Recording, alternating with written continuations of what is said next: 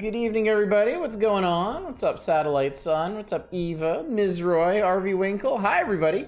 Happy Thursday. I hope you're doing well. Sorry I'm a little late tonight. I was just mixing myself up a drink.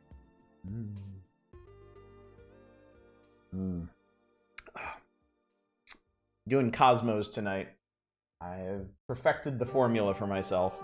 I'm very pleased. What's up, PM Collector Boy? What's up, Loader High? Good to see you both. Good to see everybody. Glad you're all here. Glad there are still a few folks willing to come out for something that's not Wooden Ocean. You know, I know we've found our new niche. I know the transition to full-time Wooden Ocean streamer has not been an easy one. But, you know, as we ease into it, it's nice to know some people still appreciate the older styles of streams from time to time. So I had a good day today. I worked. I had some time to put on some murder. I had time to put on some murder.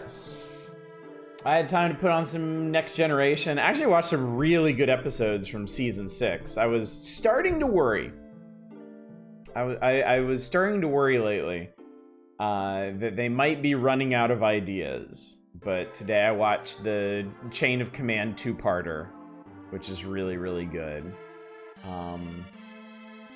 I watched the one where Troy is a secret Romulan. That one was really good. So yeah, they still got it in them for now, at least.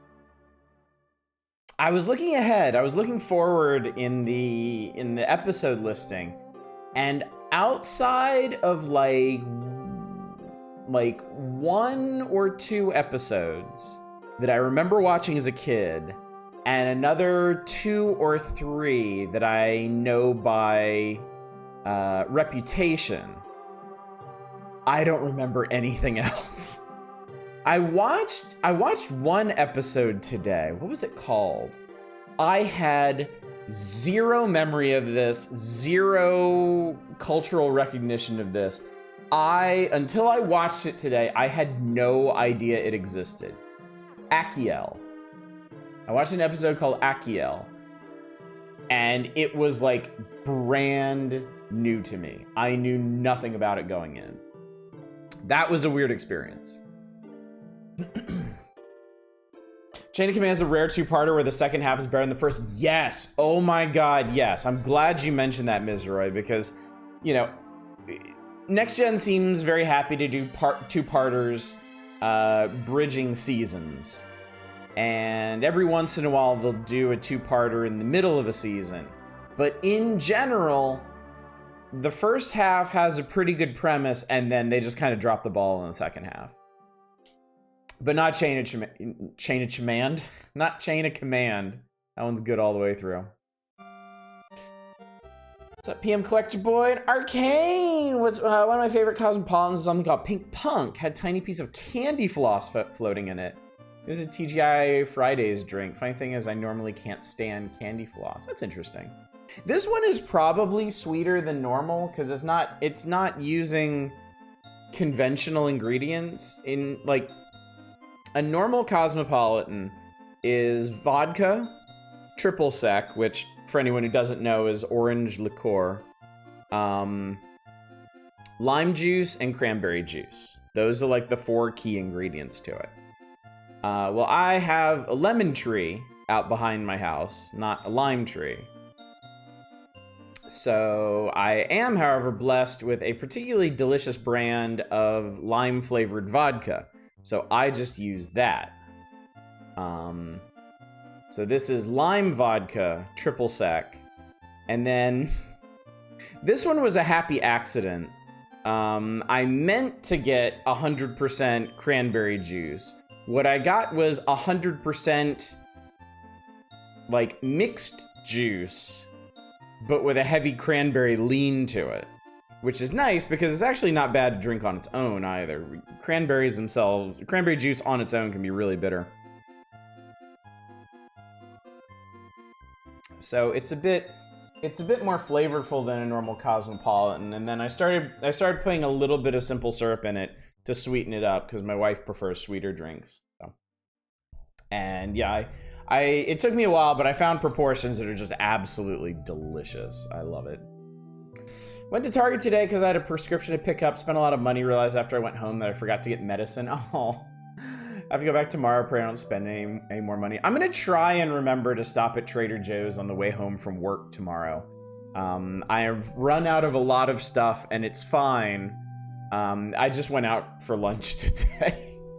I really want a Popeye's chicken sandwich, so I got one, and it was delicious. But I need to restock on certain things. Can you keep drinking Vulcan memory juice, aka gin? Strange late season episode that has continuity where they tear subspace and then have to limit warp speed. You know, I was really surprised about that, RV Winkle. There are a couple things that I'm really surprised I haven't gotten to yet, and the warp speed limit is one of them. I thought that was like mid-series. I thought that was going to be like season 4 or 5 at the latest, but I'm still not there, and that really shocked me. Sky, cranberry, pineapple, and the pink candy floss. That's an interesting combination. That's really, really interesting. Huh. Cranberry juice was one of the few drinks I had at work that actually had normal sugar in it. They got rid of all regular sodas and only had diet. Oof. Yikes.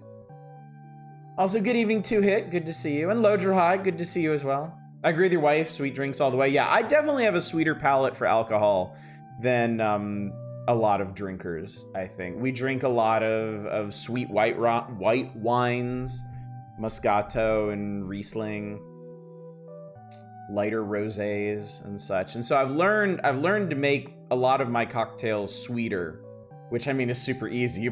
You put simple syrup in until the person's happy. Was it a full chicken sandwich or was it pre-owned? I actually had a coupon for it. I did have a coupon for it, so they might have pulled it out of the discount bin. Hendrix is your gin of choice. I actually have 4 different gins in the house right now. I have a giant jug of Tanqueray that I'm almost done with. That's been really nice. And then I have like 3 different Japanese gins that one I've tried. It is good, but it is so overwhelmingly herbal. Like, it is kind of hard to mix with other stuff because that juniper flavor just like blasts through everything else. And then I brought 2 back from Japan that I haven't cracked into yet because I want to finish the ones that I actually have. I don't want to just open everything up. Just got into season 3 of Deep Space Nine. I am really excited to get to Deep Space Nine. I'm about ready to be done with Next Generation. I feel like I've gotten my feel for the series. I feel like I've had a good time with it. I'm ready to switch things up. And DS9's the one I'm really, really wanting to watch. Because I know a lot about Deep Space Nine, but I haven't actually watched it all the way through. The only series left that's really a total unknown to me is Enterprise. I did not watch one bit of Enterprise when it was on TV. Like, not even a single episode that I can recall, so. But I'm gonna do Deep Space Nine and Voyager first.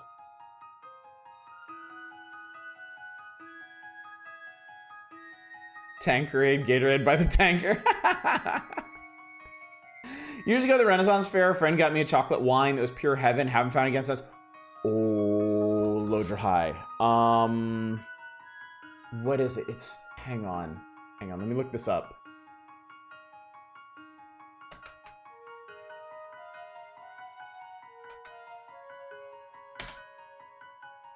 There is actually a winery near us. Months ago, last year, we went to a winery and they had this, yeah. They had a chocolate wine and it was insanely good. And they actually did a really cool thing. Their specialty at Wilson Creek is like almond champagne. They grow their own almonds, and they mix up this champagne that's like, it's got that really that particular almond sweetness to it. And they do this thing on their tour. You know, you get to go around and try everything. At the end of the tour, they actually combine the almond champagne and the chocolate wine, and it is mind-blowingly good. It was insanely good. Also, there's a few good episodes in season 7 after Chain of Command. The series is in its decline. I've kind of been feeling it. I'm sure there'll still be bright points, but yeah. I do wonder if they've kind of run out of ideas. What's up, Manic? Good to see you. Want to watch more Strange New Worlds, but I'm gonna fork over the cash for a subscription? Yeah.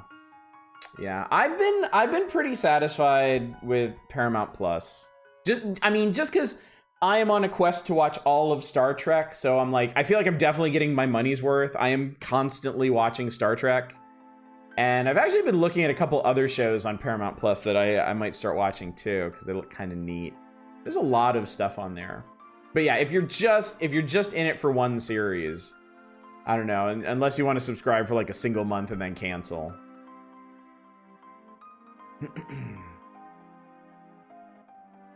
About 10 years ago, a bunch of friends of mine, because they exist, all watched some 90s Hercules while drinking various forms of Skittlebrow. Turns out Skittlebrow sucks ass.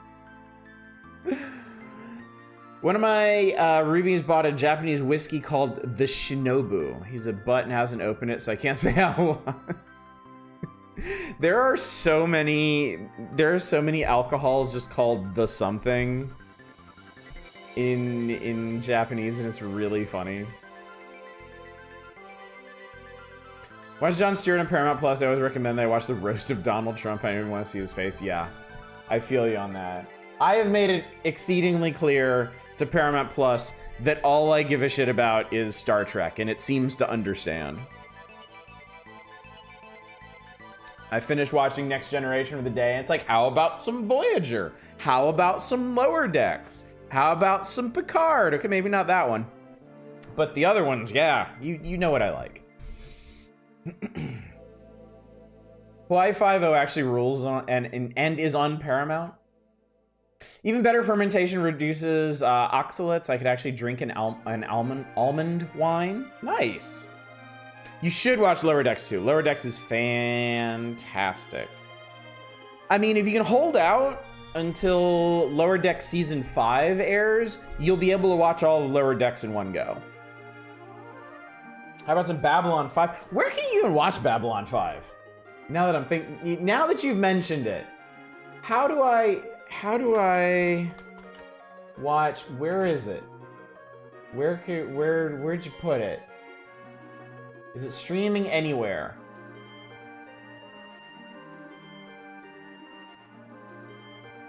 Prime Video? Maybe? Does it? Actually, hang on. Am I still logged in? I am.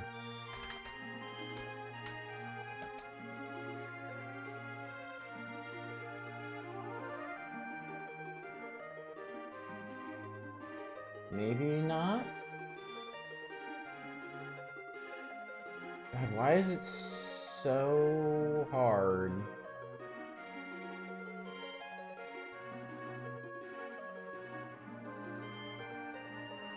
Oh, there it is. Okay, hang on. Sorry, I'm really curious now because oh fuck, I have to sign in again. Never mind, haha. Supposedly it's on Amazon, maybe. How about some Orville? I keep having people recommend the Orville to me. I'd rather just watch Star Trek right now. Thanks. Recommend watching Detroiters on Paramount Plus. You should watch Picard so you can be as angry as the rest of us at the character assassination. Orville is fairly good. I might get around to it. We'll see. I mean, a big part of me going back to Star Trek is wanting to recapture the antiquated optimism that science fiction of decades ago had for the future. And while I'm sure the Orville still aims to capture that, because my understanding is it's very faithful in its own way to the premise of Star Trek. There's something about that time period that I'm looking for. How many Dragon Coins can I pay to flip the page? You can't. I'm sorry, you can't. There are games on here. I'm not gonna read all this. I'm sorry, but the technical rundowns in Nintendo Power never appealed to me very much and sound like less than most. I do see some games mentioned on here. I will call them out in case people want to key off of those. Other than that, we're just going to paraphrase. Watch Lex again? That's what I should do. Can I watch Lex anywhere? Internet?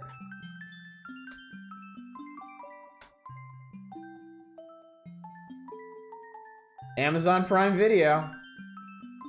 And seems like anything that if I'm like, is this even on streaming? Has been caught in the drain of Amazon Prime. Orville has the best time travel episode of any sci-fi show of all time. I find that hard to believe. I find that honestly very hard to believe.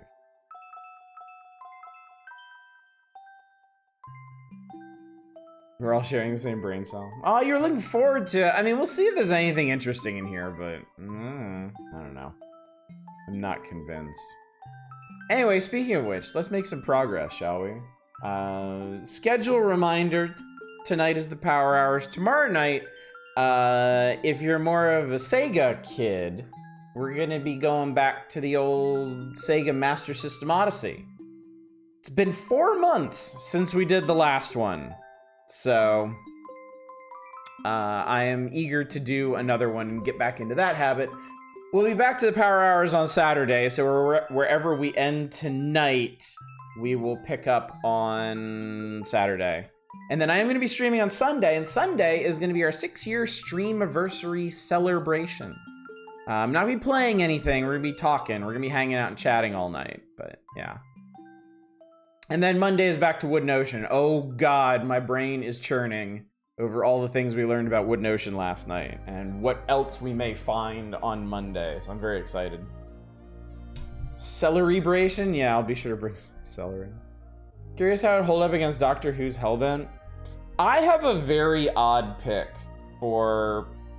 I mean, I would need to seriously consider my options, but honestly, when it comes to, like, TV time travel episode, the one that floats to the top is actually from Discovery. Season 1 of Discovery is fucking awful, but there is one extremely bright spot in it, and it's one of the cleverest and most fun time travel episodes I've ever seen. I'm not even entirely sure you need much context for that one either. I would have to go back and watch it again, which I might do because it's just that good. You're just gonna be talking what makes that different from other nights. Sometimes we play video. I mean, come on, let's be fair. Let's be fair here. I have been very good about playing the video game Wooden Ocean. Okay, I do good. I've been doing good on Fridays lately. Power Hours is a little subjective. I mean, Power Hours is like halfway between like a retro variety gaming stream and a just chatting stream anyway. Let's be fair, why start now? Also true. I mean, the premise of the Power Hours was to relive and appreciate the wonders of Nintendo Power from my childhood and share that with all y'all. And sometimes it's just hanging out and talking about things. Sometimes not even things in the magazine. So I do feel less pressed to get on with the gameplay during the Power Hours. I feel like people have a pretty good idea what to expect from these streams when they come out now. At the same time though, if I get too stuck just chatting, we never finish the issue. And we've been on this one longer than any other issue we've ever done. So, I would eventually like to get to other issues of Nintendo Power, and that does necessitate making progress. So, you're gonna have to be more specific, Eva. This issue has issues. In a sense, it does. This issue contains smaller issues within it. It's like week 83 of January 1994. It's night 14 or 15 of us being on this. We've been doing this since May. Personally, like the morally ambiguous time loop episode from Deep Space Nine that's future Odo has been described as a... Well, I can certainly see the appeal.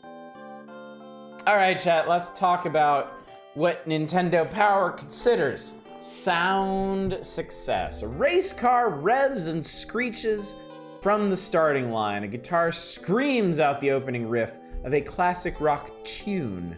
An announcer erupts in a frenzy of flashy phrases. This is the sound of video gaming today, a far cry from the blips and bleeps of Pong and asteroids.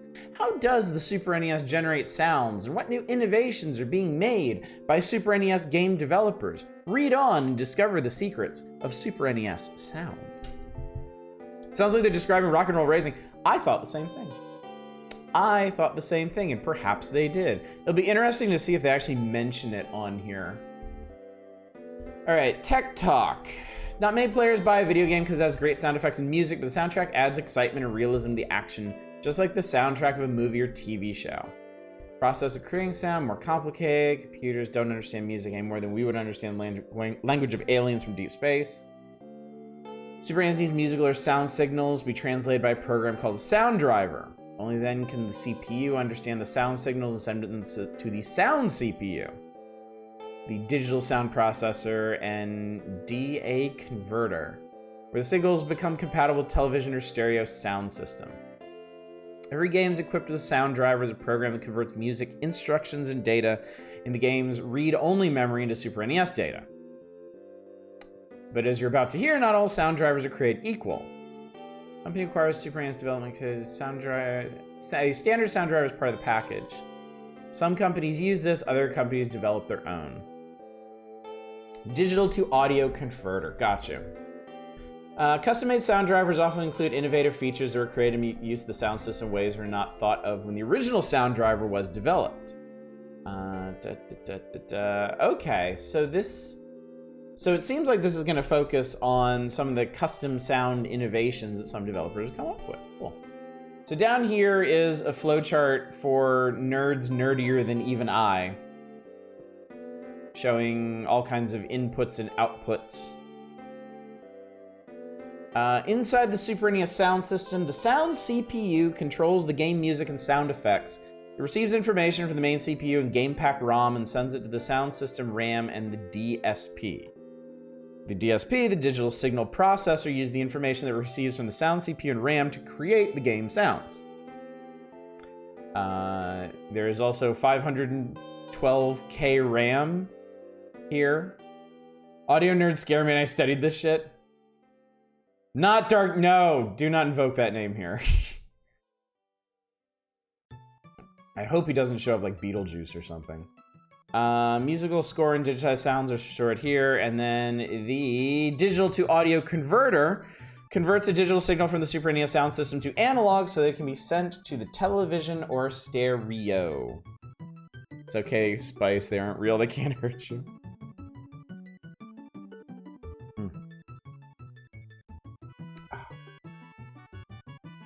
I don't understand how different wire gauges affect sounds. Well, I'm the wrong person to ask, but I am sure somebody in chat would be happy to elucidate.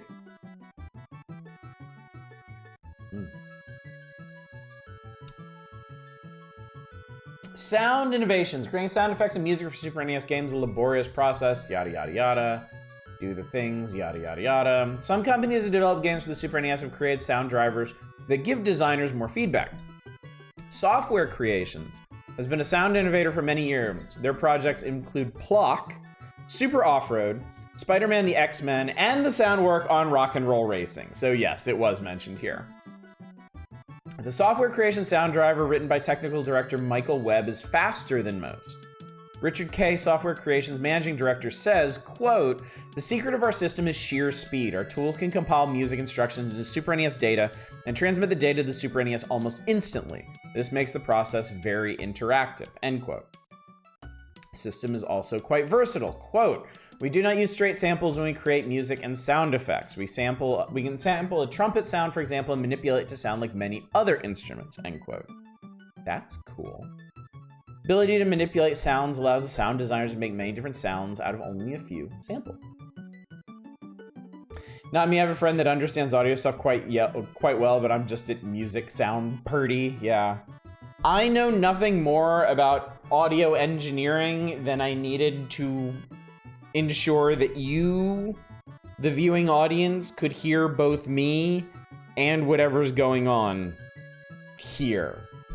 So, some of you would say that I am overachieving here, that not all of that is necessary, but to that I say I put in the extra effort for those who do care. Another company that is making waves in Super NES sound is Interplay.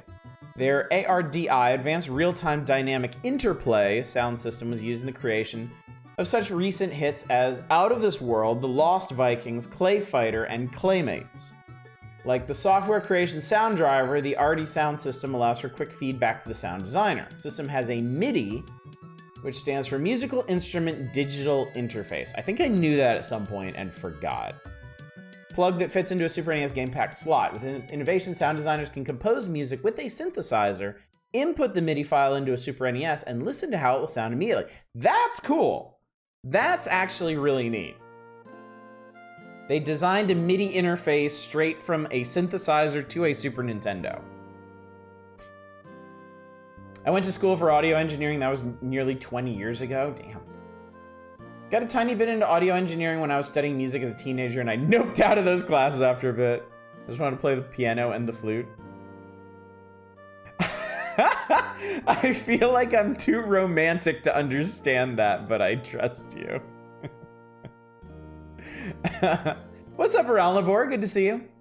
Impedance is basically resistance in bigger wire has more surface area for current to flow and less resistance. Okay. Well, that is very helpful. More helpful than when I originally thought you started that sentence with impotence. So, thanks for that. With this innovation sound, I found an editing mistake. They can also make changes in volume, stereo panning, echoes, and other effects as the music is being played. Since the system is more user-friendly than most, the designers at Interplay are more choice in selecting composers. As Charles Deenan, Interplay audio director, quote, "We can use musicians who don't have to be technologically inclined." I'm just an electrician, so I don't know shit about audio. Murda.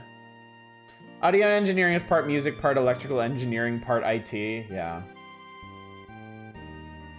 And I don't like any of those things. I don't like working on any of those things.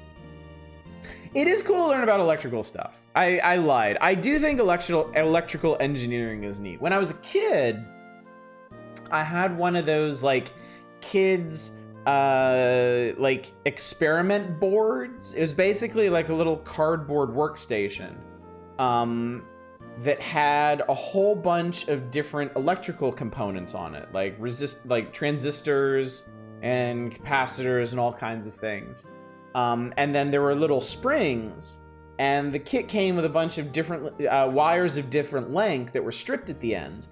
And basically, you just bend the string, you bend the spring and stick the wire inside of it, and that would hold the contact.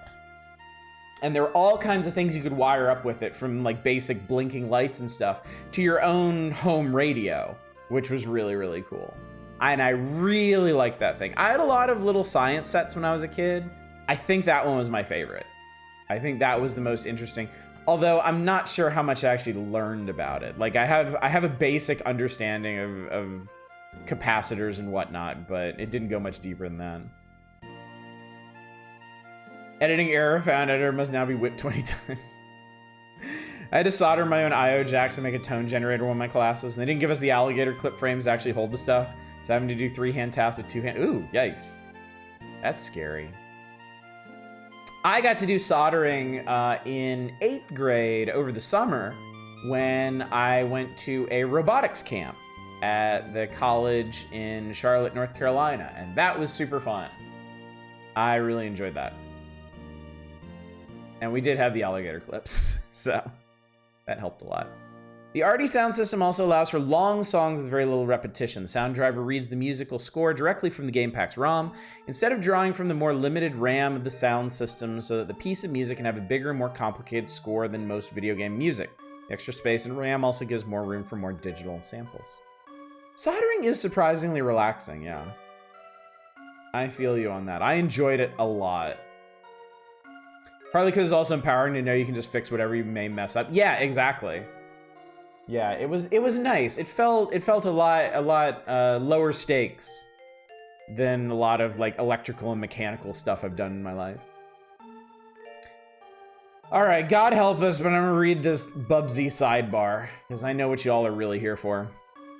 Bubsy and Claw's encounter of the furred kind is the debut of Accolade's wacky bobcat, Bubsy. I like it. Shut up! Who wisecracks his way through the 16-stage yarn. Bubsy producer John Skeel says that finding the right voice for the character was a real challenge. Quote, I knew the sound of Bubsy... God damn it! I knew the sound of Bubsy's voice would really communicate his personality, so I wanted it to be perfect. I spent weeks going through stacks of voice talent tapes and just...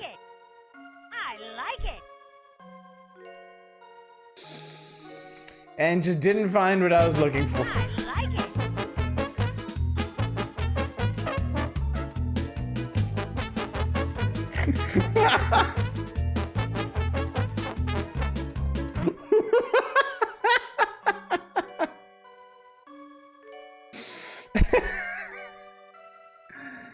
Well done, Bubsy.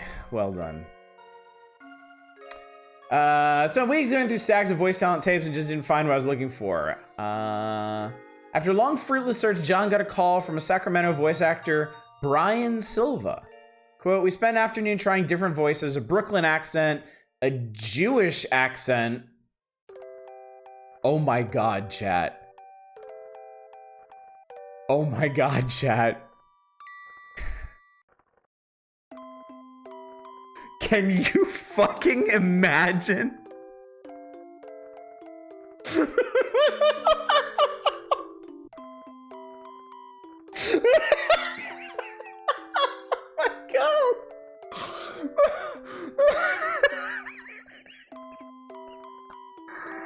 Oh my God. Oh Lord. I think we can all agree that would have been a hate crime. Was Bubsy gonna be Groucho Marx? Also, hello, Deep Thought. A hell of a time for you to show up. I can only picture the old Jewish ladies that I knew. God, it's making me snort.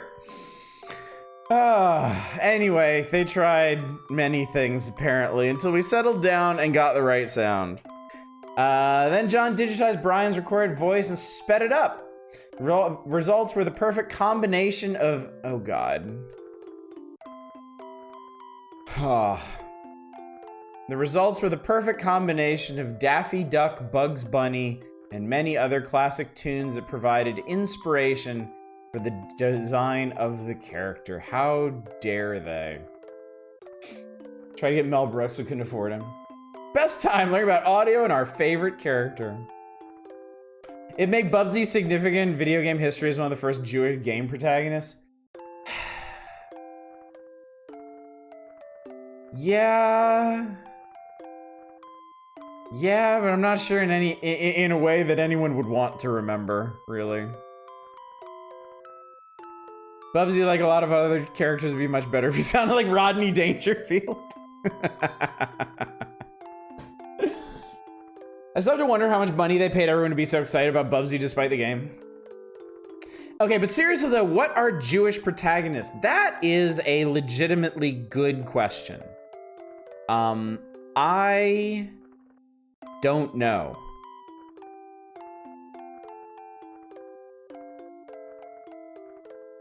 I can't think of any offhand. I think that was one of the things that made the Shiva from Wadjet Eye Games significant. Is, I mean, you're playing not only a Jewish character, but a rabbi in that one. Guess there was a Jesus simulator game. The New Testament. In games specifically. Yeah, I mean, I'm sure Jewish protagonists are underrepresented across all forms of media, but games in particular, it is really hard to think. BJ Blazkowicz. That's right.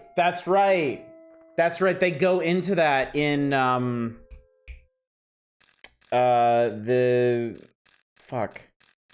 the first of the remake game. Well, I'm sure they go into it in all of them. Yeah, New Blood. Was it New Blood? I have the worst time. It's the first remake was New Blood, and then there was the Old Blood, and then there was the New Colossus, and then Young Blood. Do I have that right? I think there were four conventional new Wolfensteins. I want to say he's always been Jewish. I could be wrong. We'd have to go back and look at the materials for Wolfenstein and Wolfenstein 3D. I mean, probably. I would not be surprised. But yeah. That is...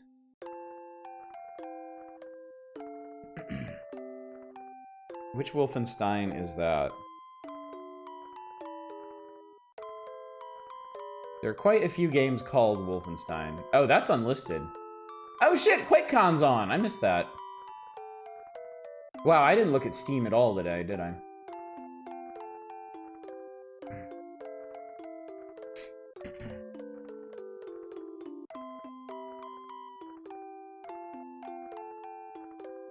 New Order. Okay, New Order, Old Blood, New Colossus, Young Blood, I think is how the newer Wolfensteins go. It's one of those series that, because of naming conventions and shuffling around developers, is really hard to keep track of, because there's like... I don't remember what the original Wolfenstein was. I don't think Wolfenstein 3D was not the original, right? But there's Wolfenstein 3D, and then there was Spear of Destiny, and then there was Return to Castle Wolfenstein, and then there was the multiplayer-only Enemy Territory, and then Raven made a Wolfenstein. Yeah, the unlisted one was made by Raven. That's it. Yeah, Raven made one in between Return and the Machine Games ones. That is just vanished from the face of the earth and nobody can get a hold of. Also, good evening, Epico. Good to see you. And yeah, then the new ones. The new ones are New Order, Old Blood, New Colossus, Young Blood. And there is a VR one too, but I just ignore VR shit at this point. Enemy Territory was so much fun at LAN parties. I never played it. I always heard Enemy Territory had like the single greatest flamethrower in video game history. And I kind of wanted to play it just for that. Wolfenstein 3D, Return to Castle Wolfenstein, Enemy Territory.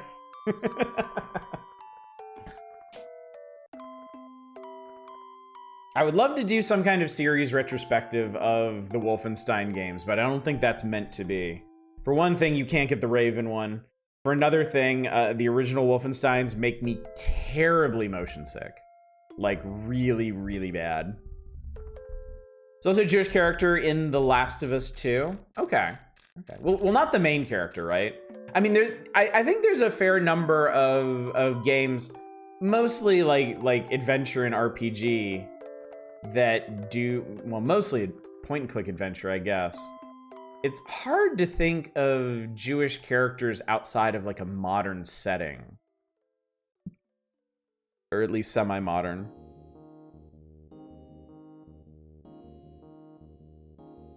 But yeah, protagonists are definitely rare there. Enemy territory is free on Steam? Ooh. Dina is the character you found? Okay. I don't know much about The Last of Us, so not my thing.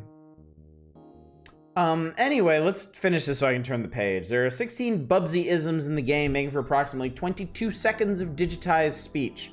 During the game's development, John and his team wanted to create a trademark phrase for the character.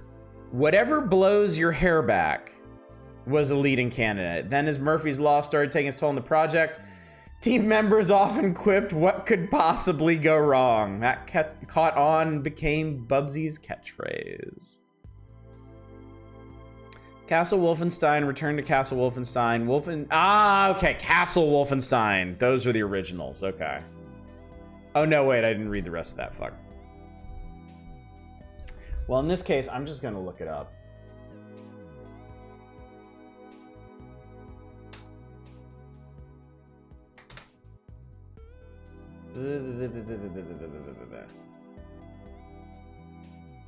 Okay, so there was Castle Wolfenstein in 81. Beyond Castle Wolfenstein in 84. Wolfenstein 3D and Spear of Destiny were 92. Return was 2001. Enemy Territory was 2003. There was a Wolfenstein RPG on phones. I guess like there was two Doom RPGs on phones, and wait, the Doom ones got ported to some kind of emulator, didn't they? You can actually play those, if I remember correctly. Raven's Wolfenstein was 2009. New Order was 2014. Old Blood was 15. New Colossus was 17. Young Blood was 19. And also Cyberpilot, but who gives a shit? There's 16 Bubsyisms, there about 18 too many. Castle Wolfenstein goes to Miami. Wolfenstein 64 was unique. There wasn't a Wolfenstein 64, was there?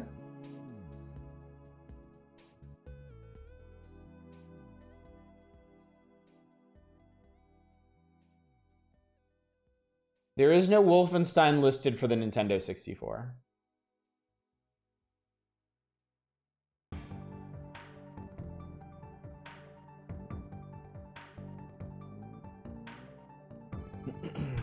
Thinking of Doom 64? You might be thinking of Doom 64, yeah. Doom 64 is the unique one. It was Doom 3 before Doom 3. It's definitely worth checking out. And since QuakeCon is on right now, it'll be cheap. It's apparently like $250 right now. The original game in the shooter series is called Wolfenstein 3D because Castle Wolfenstein was a top-down sort of Atari graphics-looking stealth game. Okay. I'd actually be interested in giving that a try sometime. That would be neat. Wolfenstein 64 is the next Shipwrecked 64. All right, one final footnote about Bubsy. Last Thanksgiving weekend, so that would have been fall of '93. A Bubsy cartoon pilot aired with Teenage Mutant Ninja Turtles veteran Rob Paulsen as the voice of the Bobcat. The show could become a regular series. Accolade is also planning a Bubsy sequel. Well, we live in the future where we know only one of those things happened. And none of them mattered. They gave out Doom 64 for free a while ago in Epic. Doom 64 is really interesting. I actually don't love it. I thought I would enjoy it more than I did, but I don't love the level design. But I will admit, Doom 64 is a really, really interesting midpoint between Doom 2 and Doom 3. Like, you can actually see, like, the transition between them. Because Doom 64 is darker and more somber and has much more of a horror bent than Doom 2 does. And you can see how that kind of helped to inform Doom 3 with its, like, full-on lean into horror. I've never thought to really compare level designs, but yeah, it's interesting stuff. The original Castle Wolfenstein is hard as balls. I was also like 6-year mileage maybe. I mean, I feel like it's a kind of a thing for Wolfensteins to just be hard. Like, Wolfenstein 3D, I don't think was an easy game. Return to Castle Wolfenstein was fucking hard. I got through that game once, and then I went back a couple years later and tried to revisit it and just got my ass kicked. And I remember having a rough time getting through New Order as well.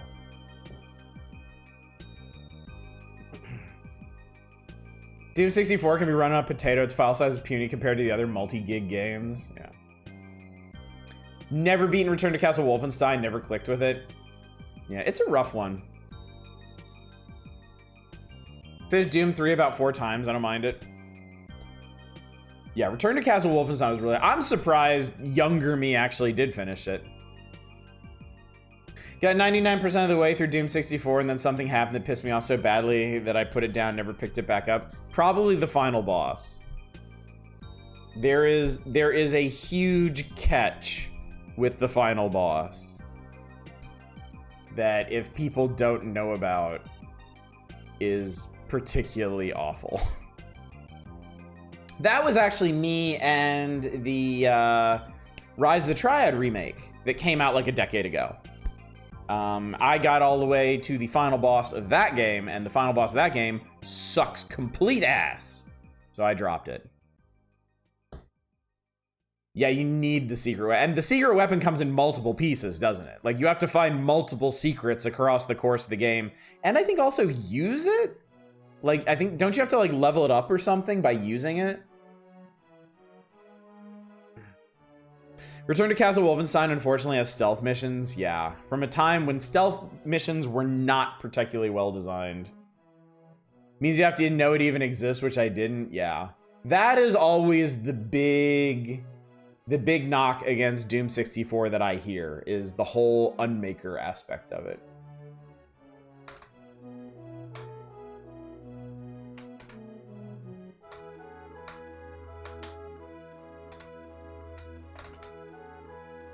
All right, chat, before we turn the page, we actually have one game request that we're going to get to. One that is no doubt near and dear to our hearts. I would just cheat because fuck that. Should probably grab Soldier of Fortune one day. Soldier of Fortune is an interesting early 2000s time capsule, but it's not a particularly good game. Oh, it's unlisted now? I wonder if it's on GOG. Don't grab Payback.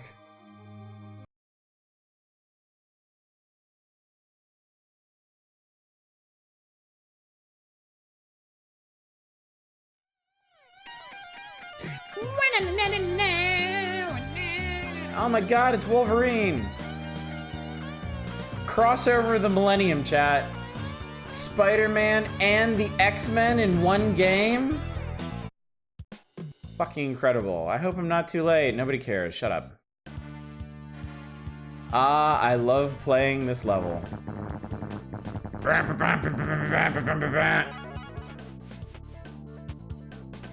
Featuring Wolverine from the X-Men series.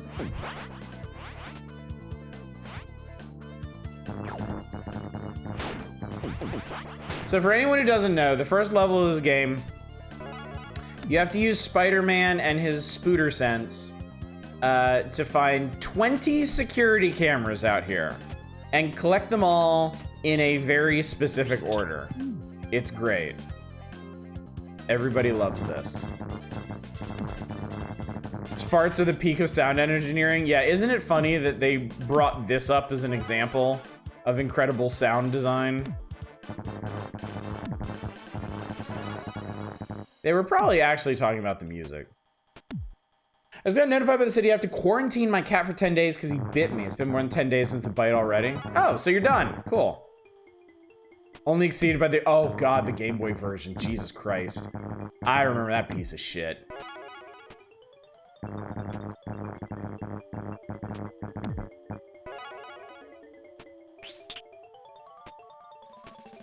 Spider-Man, my kingdom for a bowel movement. Ooh. So this is great. You can't web swing in midair. You have to be standing still. Fuck. Level design is my passion. Fuck. Relatable content because my Spidey sense sounds like that after he makes.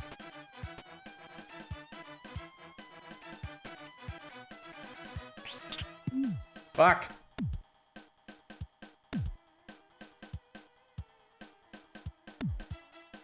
Kind of hard to get off the walls even. Of course, you can't run and web at the same time. Spider-Man was never known for his mobility. Oh, wait. Yeah, God, if you could just shoot it. Oh, there we go. Okay, so you can actually regulate the length of your web. Oh, no, I think I went too far. Oh!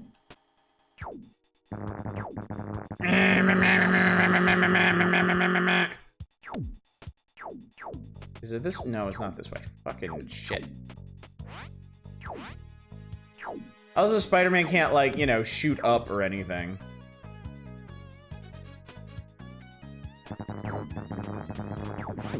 Oh!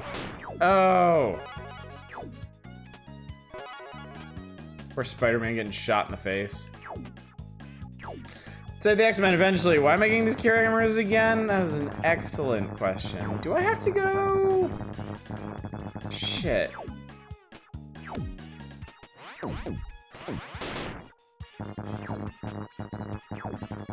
Bro, this sucks so bad. Cameras are filming the wall of a warehouse maze. Why no spider ham game?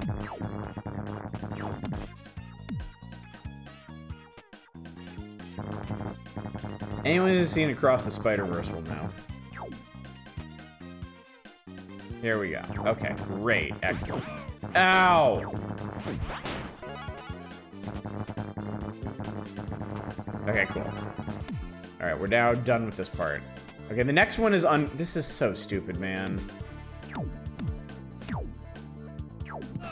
Oh.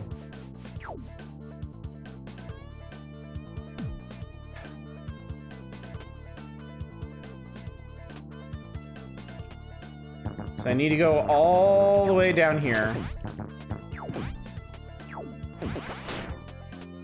And get this one.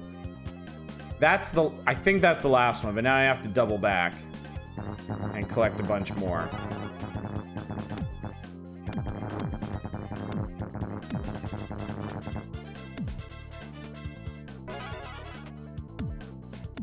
It'd be funny if we get a Howard the Duck game in the future.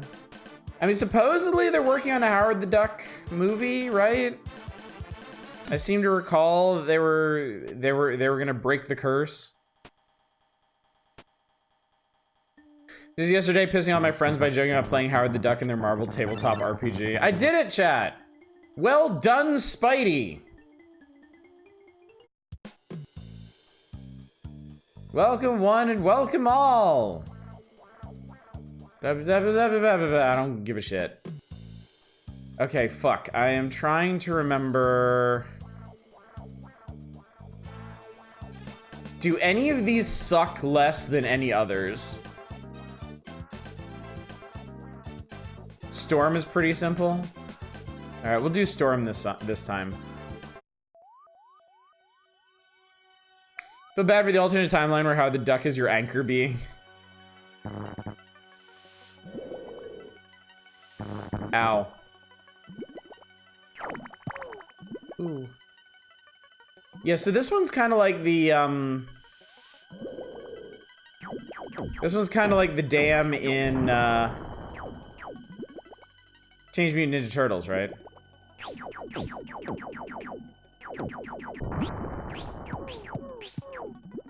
Oh god, she's gonna die.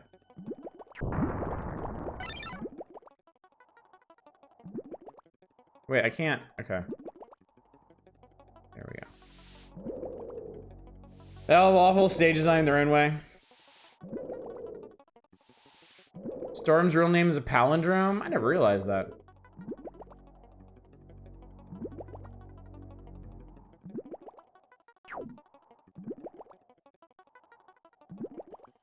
I like how she swims like a dolphin. That's cool.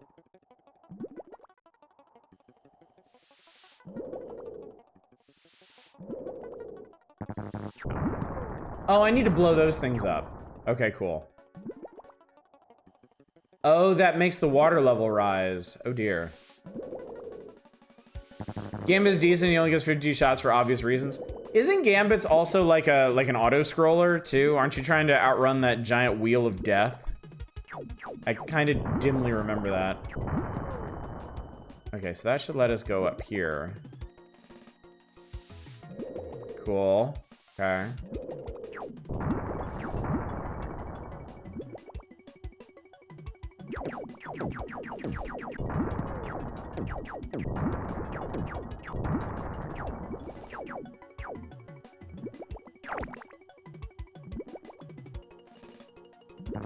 Ow.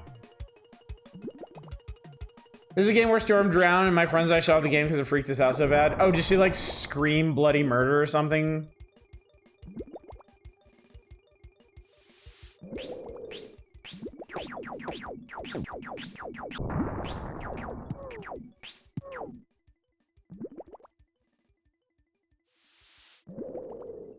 This suggests to me I've missed a thing.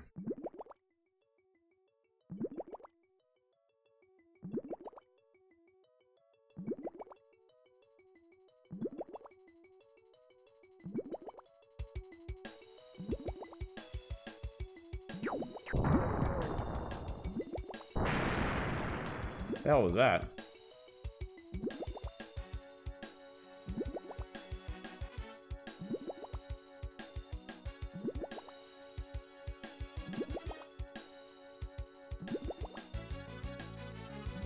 Wait, what? Oh, this way.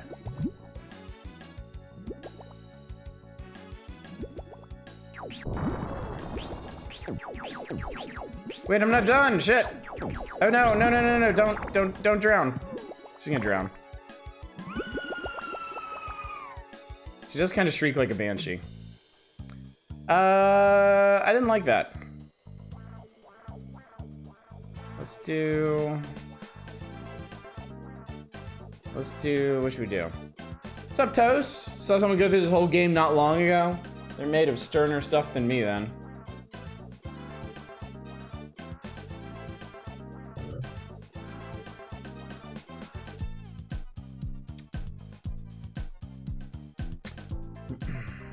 I remember Cyclops sucks.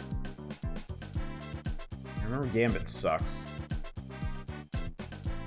There you go with Scares. Oh, I'm sure, yeah. They're all kind of bullshit because they're all kind of obtuse. The least obtuse are probably Storm, Spider-Man, Wolverine. I don't remember Spider-Man's.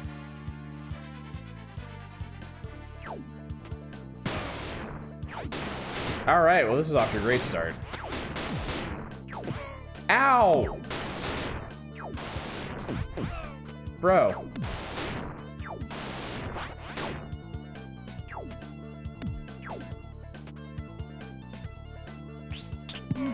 Ow!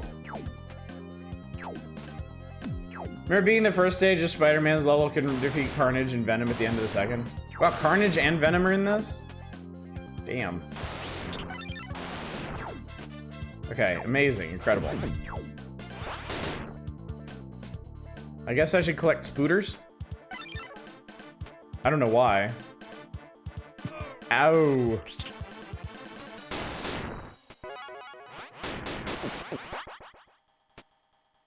Work has overtime all week. I've been working till midnight. Ooh, sorry to hear that.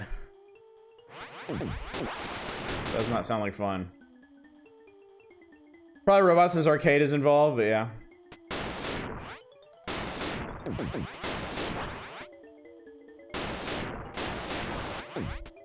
I have to say, chat, this is a very ugly level.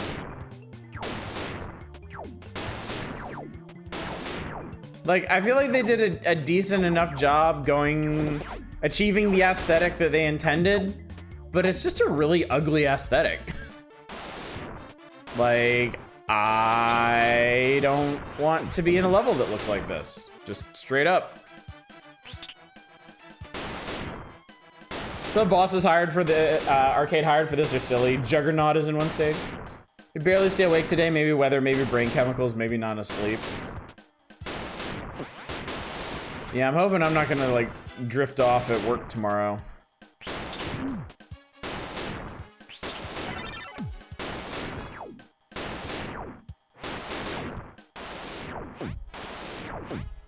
Yo. Okay. Remember when I first got that fuck yeah feeling pulling out my first Mega Optic Blast in Children of the Atom? Ugh! Yeah, asbestos aesthetic. Oh, oh.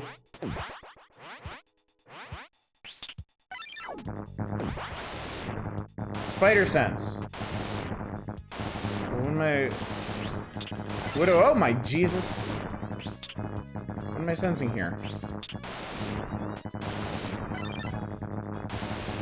What kind of sense does this make? See what I did there?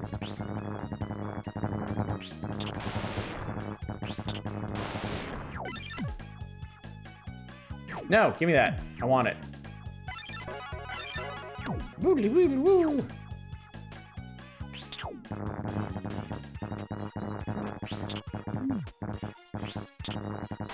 Okay, I think it's trying to tell me there's an exit up here, but I don't. It's not that way.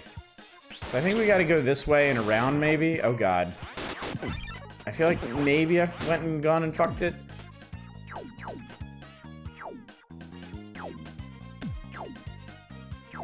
I don't know.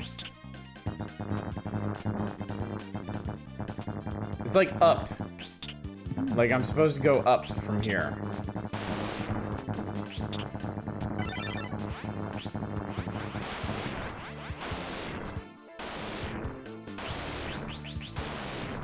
Like, video game, how do you want me to get up there? Like, what's the big idea? Maybe I have to go down? But Spooderman's goes up. Spooderman not go down. Him go up. I guess it's... Yeah, okay, I guess it is this way, huh? Shit, I should've gotten that health. Oh! Please don't. Please stop. It's Spiden time. Been recovering well from the truth extraction. Pain's finally been easing up the last few days. Oh, that's good. I'm glad to hear that. Ow. It's a lot of health just laying around.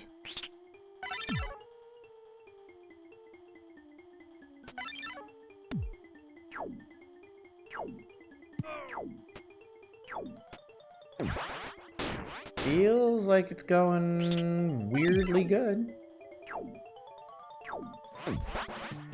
Shit.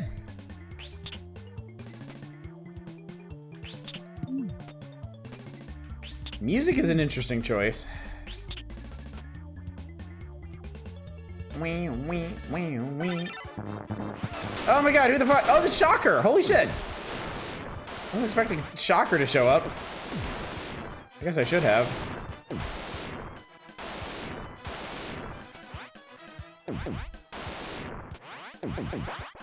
Whoa, he exploded into a stack of hearts. That's gross. Spider-Man does not have regeneration, no. He's strong, he fast.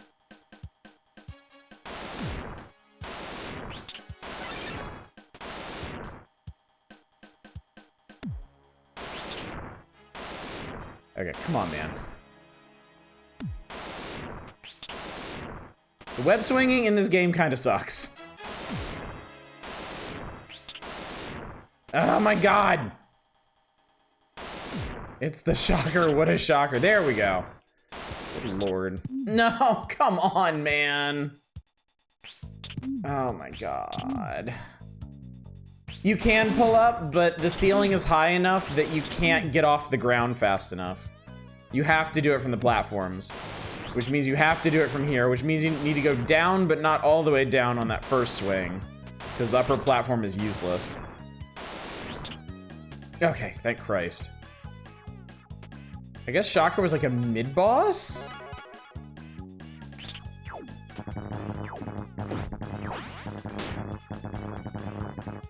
There's... Oh, he's back, okay. We're gonna need to do more shocking.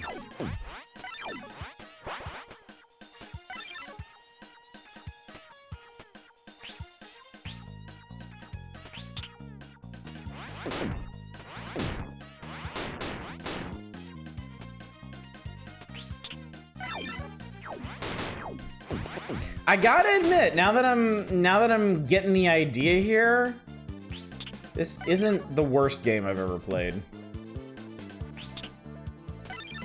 I mean, this game definitely has bad levels, but the Spider-Man stuff isn't awful.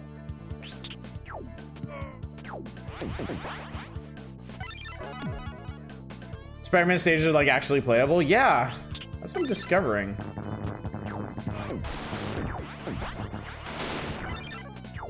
I don't know what those are all for, but...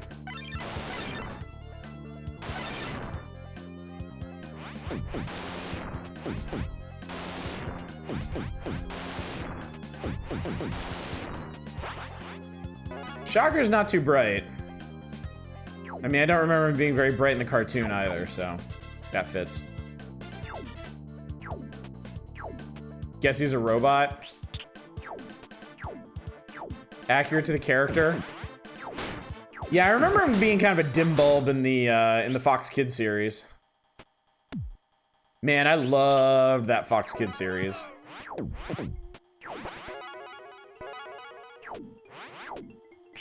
They cheaped out so hard on the animation in that, but it was still great.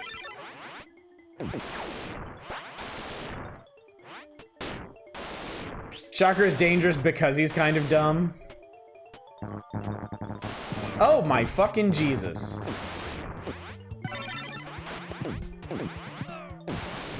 What is going on? Why is this happening? Okay. Which of Spider-Man's villains is a bat person who makes gems? Because I don't remember this one.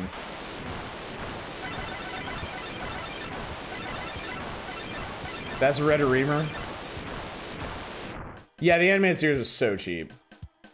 Kind of we get Spider-Man 97 after the wild success of the X-Men cartoon. That would be nice, yeah. That would be really nice. Well, shit, I actually beat a level in this. That's not the intro level. That's amazing. And now we do more of the same? Great. Exactly what I had in mind.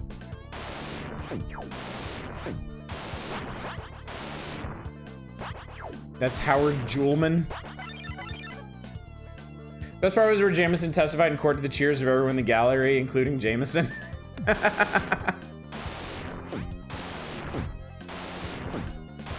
Most memorable Shocker moment was Spider-Man getting super fucking pissed in for no reason because of the black suit.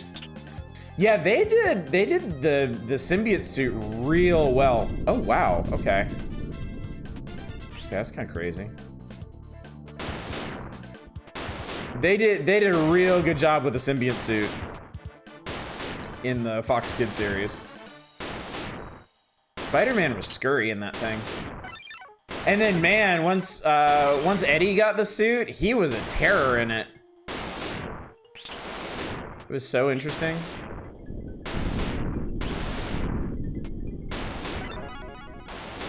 So angry at him, then Kamen Rider gets a shocker.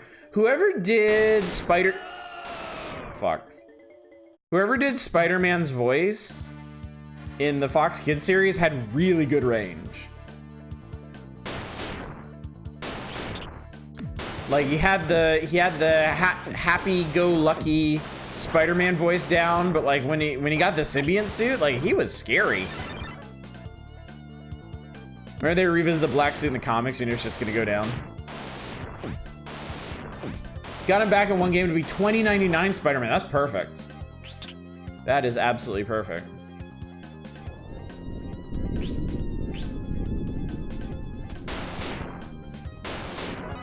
Okay, so I need to go down, but not like, oh shit. I need to go down, but not like too far down. I wonder if I can just like... Oh my god, I just realized this is basically the, oh, nice. I think that was a speedrun strat.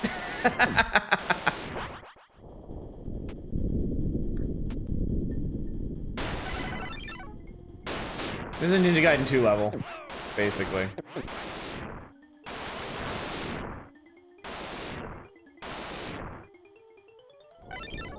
Shit!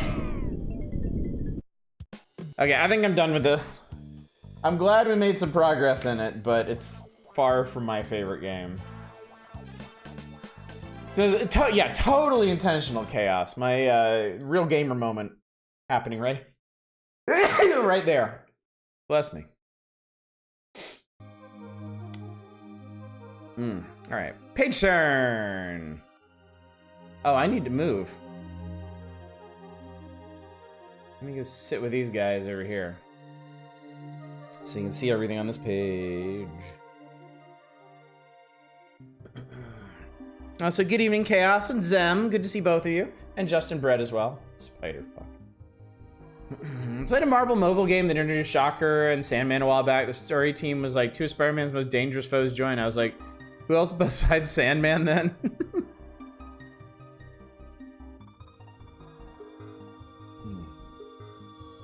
90s was my introduction to Spider-Man. It remains the pinnacle of Spider-Man cartoons for me. It was basically that for me too, yeah.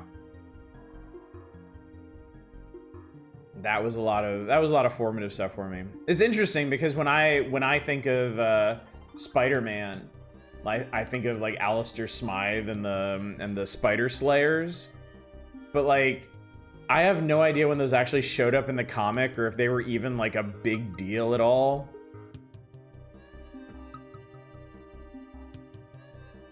Freaking love that show, so we got you to really love Spider-Man, start reading the comics. Those top soundtracks are questionable.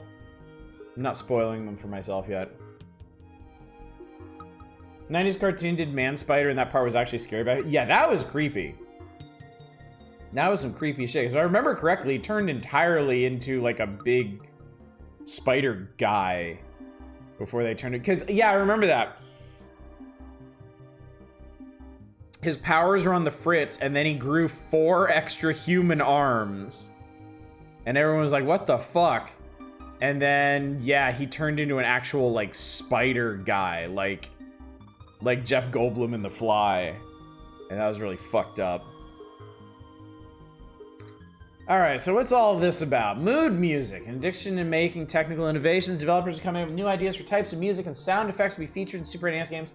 Rock and roll racing from Interplay, with sound developed by Software Creations, prime example. Includes well-produced versions of 6 classic rock songs such as Bad to the Bone and Born to be Wild, as well as the wild announcing style of Larry Big Mouth Huffman. Delightful horror for Kid U, yeah. Greatly agreed. Oh, that's when they had Punisher and Kraven in there, huh? They did a good job with Kraven, too. He's pretty interesting. Activision published a pair of games, also used popular media in the soundtrack. The idea to add fast-beat, high-energy techno music to action-packed games occurred to Activision producer Kelly Rogers at a dance club when he was trying to think of the right type of music to include in the side-scrolling shooter Biometal. The game soundtrack featuring music from techno supergroup 2 Unlimited met with a lot of critical acclaim, leading Activision to use the music of the up-and-coming band Psychosonic, which are these guys right here, for the soundtrack of X-Kaliber 2097. Songs were composed by the singer-songwriter Paul Sebastian, been climbing up the Billboard magazine dance music chart. Quote, the main reason we were interested in doing something for a video game is that we like games. The Psychosonic member Theo, along with his bandmates, made it to the 5th stage of the game. I think the game only has 5 stages. Turning 2 Unlimited into a random shooter was so hilariously 90s dumb, I know. Also, MIDI files of the Psychosonic music to Activision via CompuServe. Who remembers CompuServe? Then the engineers at Toshiba EMI took on the task of adapting the music from a memory-intensive format to something that would be feasible to work into the Super NES sound system, but didn't compromise the sound of the music. But we used a lot of techniques in creating the music that we haven't used before, said Kelly. The result is a video game soundtrack that sounds like a hit record. Footage of the game may appear in an upcoming Psychosonic video. Ooh. You were a frequent chatter on CompuServe for a long time. Interesting. Yeah, I missed all of those. Yahoo, CompuServe, AOL. I didn't use any of those. We got a basic dial-up ISP, and it was off to the races from there. That one number mess game they mentioned after Biometal. Oh, X-Kaliber 2097. Oh boy. Oh boy. You know what? Let's go ahead and do it. Let's go ahead and do it. I don't think we've done this one yet. Have we?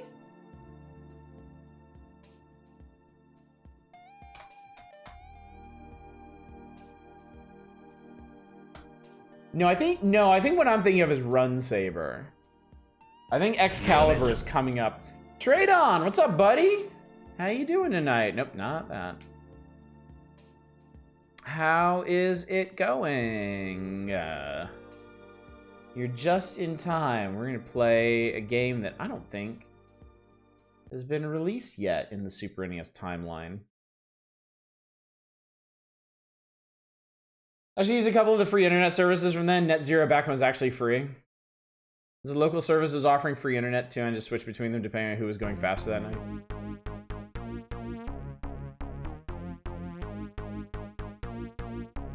AD 2097, Neo, New York. Life has ground to a standstill. There are no more jobs to go to, no more parks to walk in. People do what they're told, or nothing at all.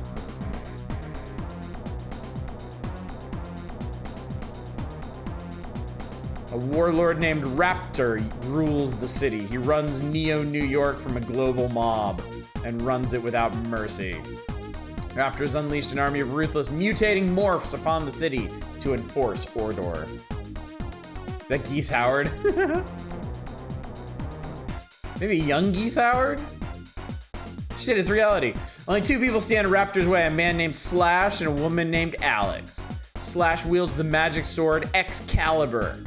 Better than Raptor's own blade, it can rip through steel like rancid butter? What? Slash is the only man who scares Raptor, and Raptor hates him for it. And Alex is the girl! First game hasn't been released yet, it comes out in 2097. This is Kane. Raptor, this is Slash, one of the last honest agents of something. We can't buy him off. His sword X-Kaliber is strong like yours. As long as he's free, you'll never rule this city.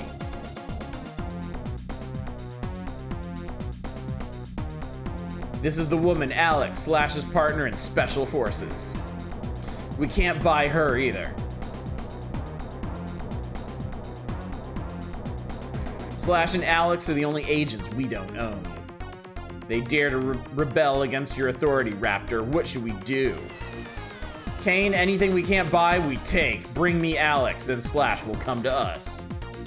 And at last we'll have X-Kaliber. Brilliant, sir! I have met this Slash before. It'd be thrilling to fight him. I'm so bored with spineless little men like you. Yes, sir, but unfortunately Slash will never get this far.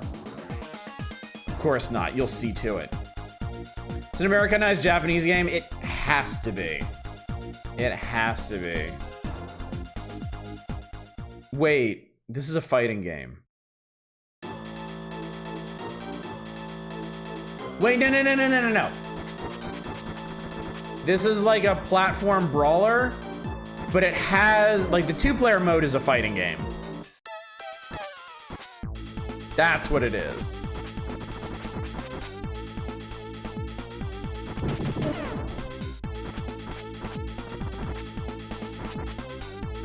So double drag, yeah. Actually, I wonder if I have any like special moves or anything. Oh, I can block, that's neat. And I got a stabby stab. Whee. This music screams 2097. I mean, it's basically the Mortal Kombat movie theme, yeah.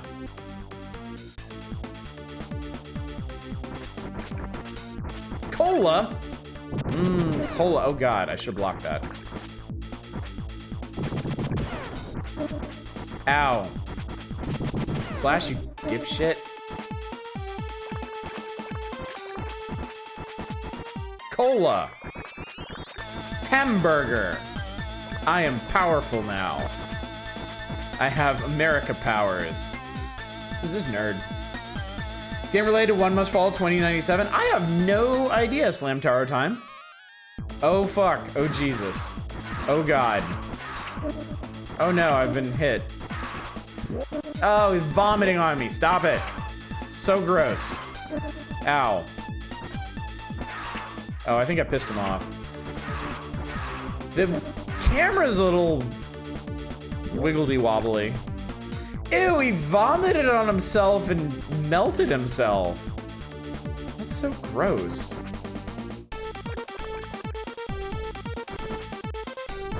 Chat, games in the 90s are getting really extreme.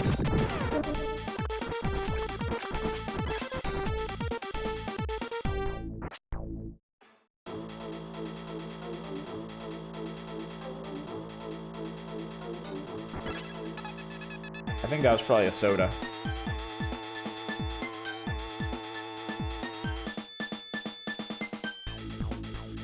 Ready. Background's really pretty. I like that. Keep out, you. If I ever graffiti a wall, that's what I'm gonna put on it. Get out, you.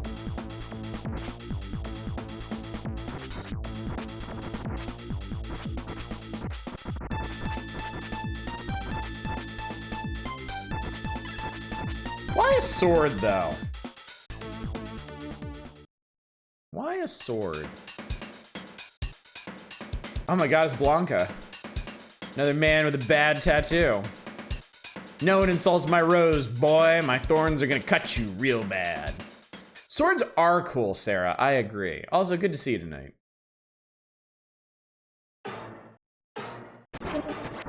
Holy fucking shit.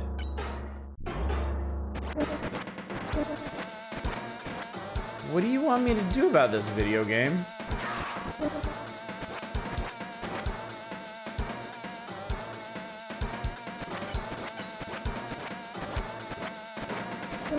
Ow, ow.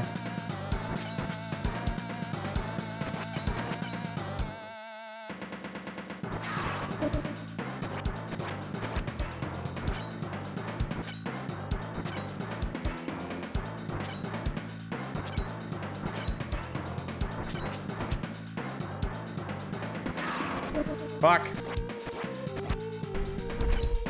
Fuck.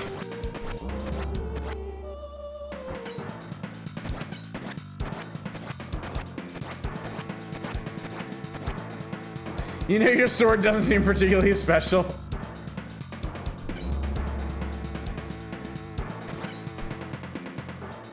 Him walking away seems to be the only clean opening.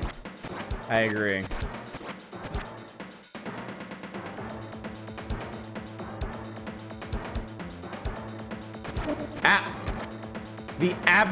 The exact second I stopped blocking, he attacked. Also, I only have like 30 seconds left. Well, actually, these are shockingly long seconds.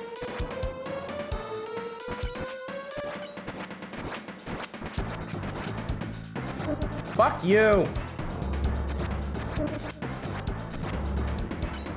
No, he blocks that shit. I can shoot a projectile using the top buttons, yeah. Oh, I have a stab, too. I died. Ready? Not really.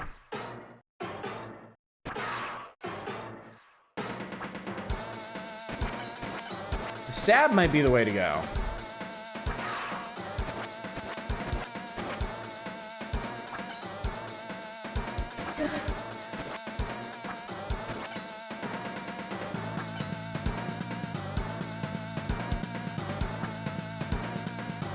That's interesting.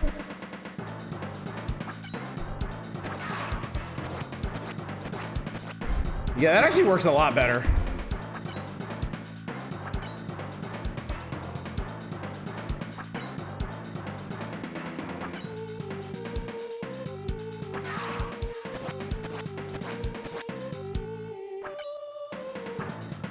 Whoa! Holy shit! That's fucked up. Oh god, stop that.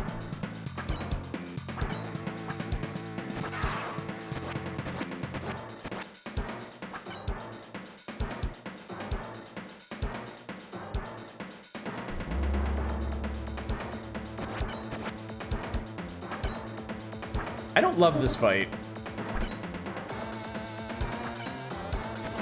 I'm not a big fan of this fight. Fuck off! I hate this guy.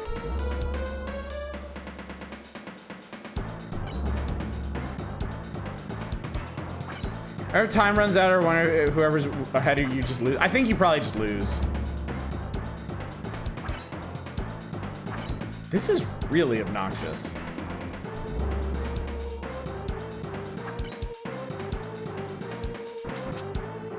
And you don't have like an oh wait, you do. Okay, you do have like an overhead, like arcing attack. Fuck off.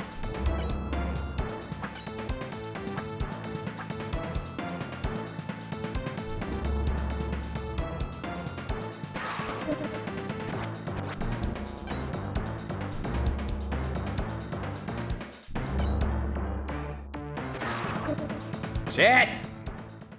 The fact they haven't jumped the projectiles is pretty dick. Yeah.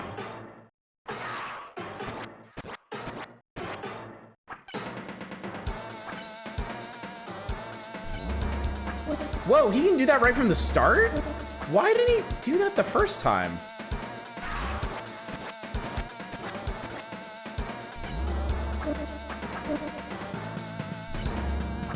This guy's a piece of shit. Yeah, I thought it was a phase 2 as well.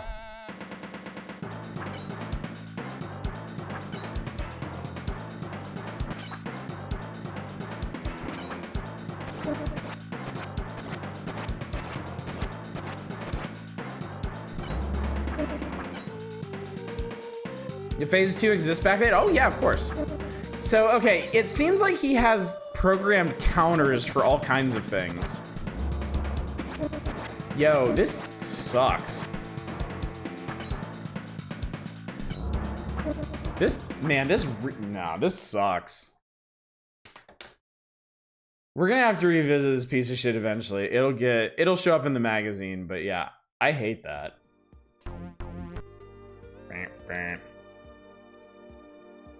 Psycho Sonic, I hate to tell you, but we wasted your time, buddies.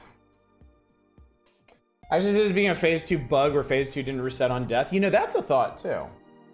That would actually stand to reason. But yeah, that blows. Where the boss basically has counters to everything that you do. And it doesn't seem like there's any kind of limitation on how often you can use them. You're supposed to pull out your Glock and shoot him. Alright, no. Taking a different approach to the popular music, the designers at Interplay called on a vocal group, Euphony, who I think are the ladies in the top center, to sing the theme song to Clay Fighter for the game's title screen. The catchy tune features several seconds of digitized singing and a full band. The total memory required for the samples, including the song, well exceeded the limits of the sound system's RAM. The samples are loaded from the ROM into the RAM on the fly using a looping technique. I've been had. This is far from the strongest of swords. It might be the strongest of swords and the wimpiest of dudes. I mean, really, who calls himself Slash anyway? Music style is a major consideration creating atmosphere for video games at Interplay. Quote, we had a debate over the kind of music would be used in The Lost Vikings, recalls Charles Deenan. Charles wanted to create a lighthearted, fun atmosphere with beat-oriented dance music. Other people involved in the project thought a more serious approach would be appropriate. In the end, the dance music idea won out, and now everyone involved cannot imagine the game any other way. Music for the upcoming Interplay epic Lord of the Rings will have a much more orchestral, cinematic feel, and I'm sure we're all very much looking forward to that one. Oh no! Maybe if the villains are made of rancid butter, you'd have better luck. Cinematic style was the target for the soundtrack to Acclaim's Alien Cubed, which was developed by Probe Software. While Acclaim did not have the rights to use the actual compositions or sounds from the Alien films, the sound designers at Probe did listen to music from the Alien movie soundtracks and other sci-fi thriller soundtracks for inspiration. The results are atmospheric and spooky. The game also includes a line from Aliens that plays after the last player character has been defeated. Game over, man! The designers were not able to use the actual piece of dialogue from the film, so they had a member of the staff perform the line. They ended up with a humorous line that breaks the tension of being defeated by acid-blooded alien. It sounds almost exactly like the original reading. Yay, Lord of the Rings, it sucks so much ass. Alright, let's play these and then we'll talk about these supposed top 20 soundtracks.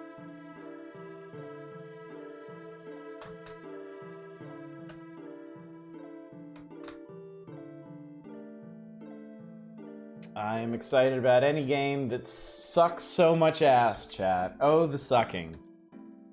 How exciting. Anything that Eva's excited about, I'm excited about. What is this called?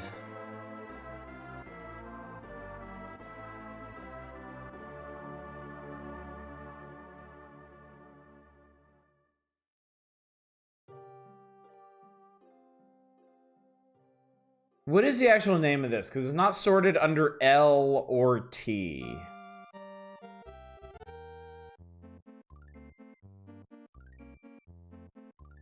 Oh, I found it. I think I found it.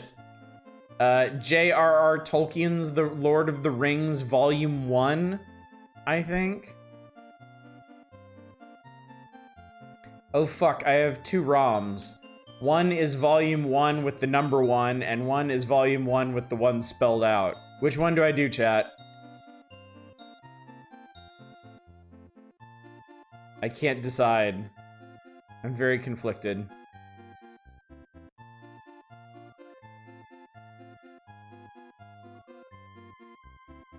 Alright. Alright. Alright. Being an English major, I'm going to the one spelled out. Brace yourselves.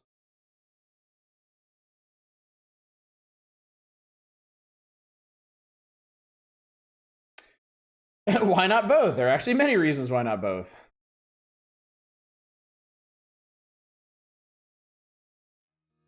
See, I normally associate this with quality.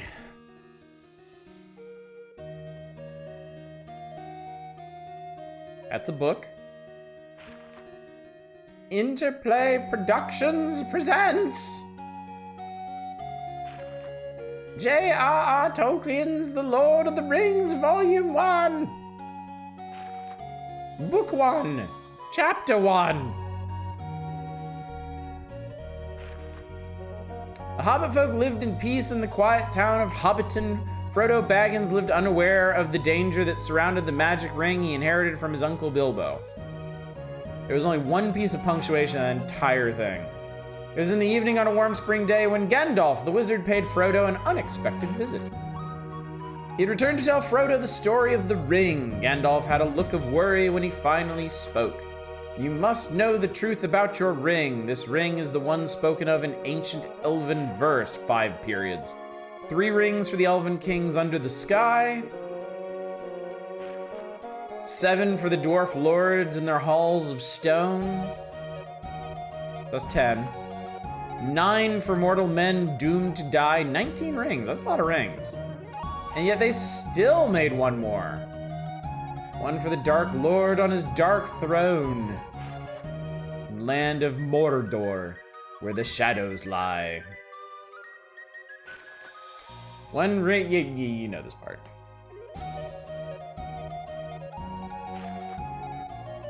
Yada, yada, yada, yada, yada.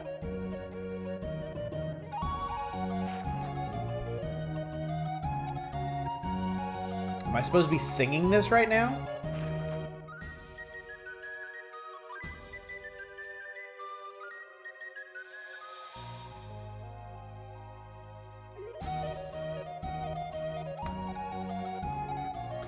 My dear people, my dear Bagginses and Boffins, and my dear Tooks and Brandy Bucks and Grubs and Chubs, today is my 111th birthday. I am 11-1 today.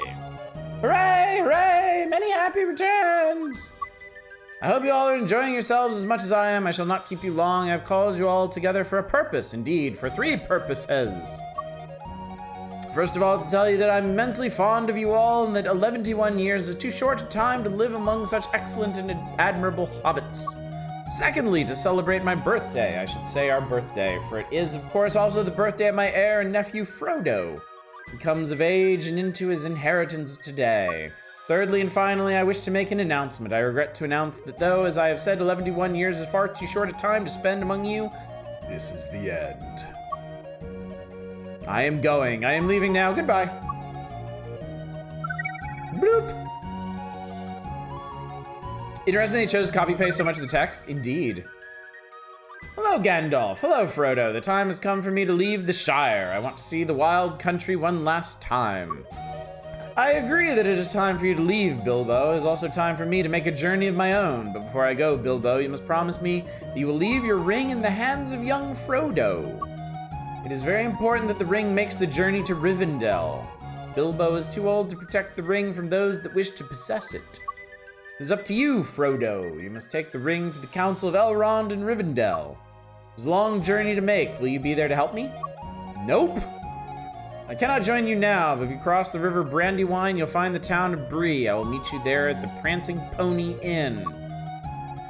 So Dungeons & Degenerate Gamblers had a release today? It did, yeah.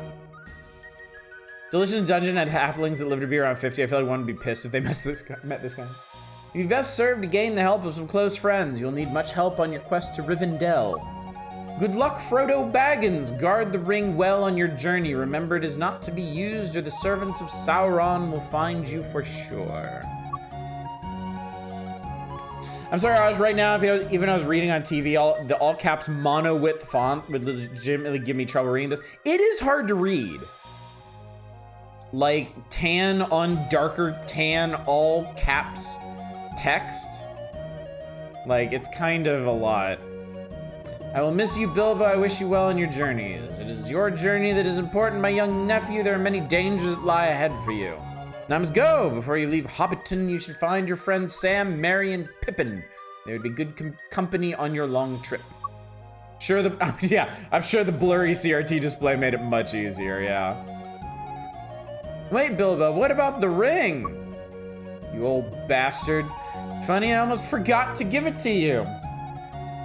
It is very hard to part with it. Here you go, Frodo. May it serve you well. And then he does the scary pointy teeth face. Thank you, Bilbo. Goodbye. Also, Gandalf, maybe not Peregrine Took, leave his ass behind. Oh my god, I wasn't even playing the fucking video game. Fuck! Cool looking Balrog there, though.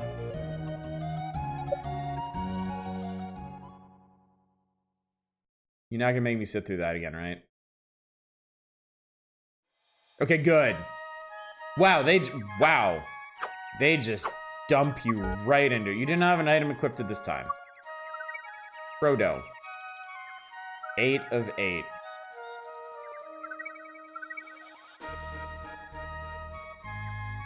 Aww, look at little Frodo.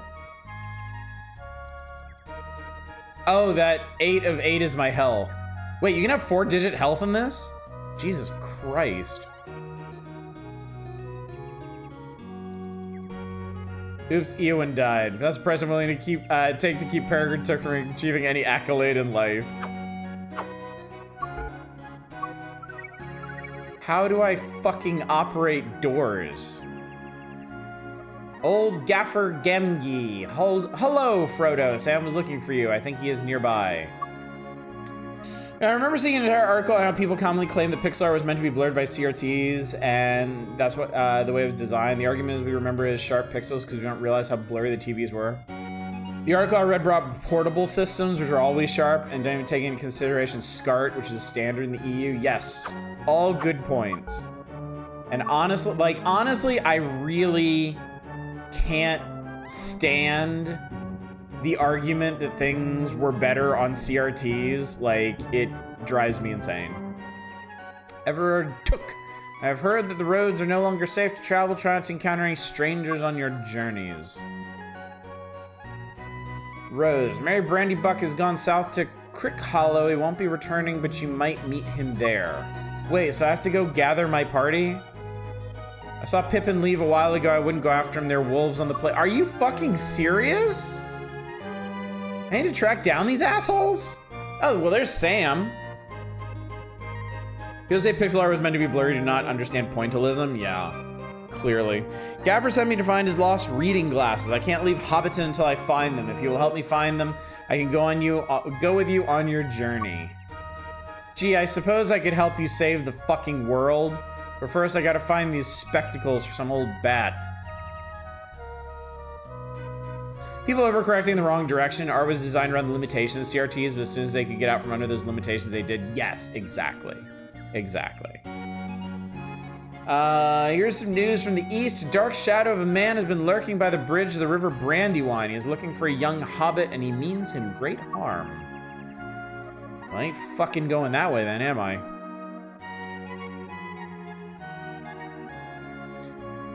Probably tough to help us save the world. Can't see. Oh, it's not for him. It's somebody else. He asked the ring wraith what he wanted. Smite's video on this is legendary. I'll have to check that out. I didn't realize he made one. Wheeze. Legends say the caves around Hobbiton may have hidden treasure. It is said that there may even be a power book that will give you great knowledge. Okay. All right, fine. Let's fucking go. Have you seen Pippin Took? He said he was going to the creek to the north to go fishing, but I haven't seen him for hours. He's probably dead.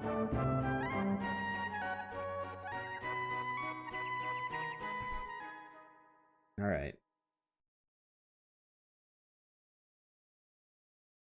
Wow, it takes a long time to load shit in this game. Up there about the PS2 era, yeah, the artists had the effects of CRT displays in mind, especially on Genesis. A lot of games with transparency effects that look dire in raw pixels. Yeah, that does make sense. That does make some sense. Rod Baker. The evil forces of Mordor have been seen in these caves for the first time in a millennium. If you venture too far in these caves, you may find more than just bats and snakes. You know, I never read the Nintendo Power feature on this game. I know there is one, but I just kind of skipped over it. It looked a little too crunchy for me. As a kid.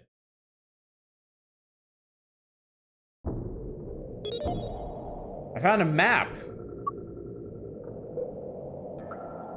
How do you... Well, there's the ring. How do I map? I would like to see my map now, please. Apparently not.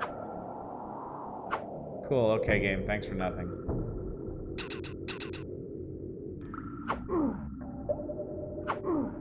Ugh.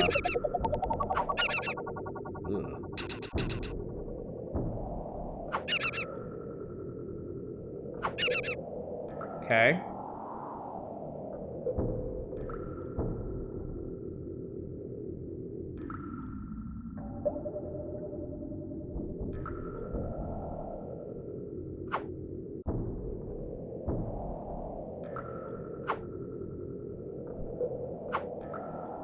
This is not terribly exciting.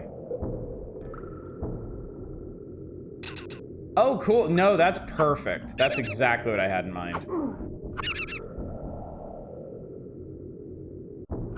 I definitely wanted all those bats to respawn and to trigger them all at the same time.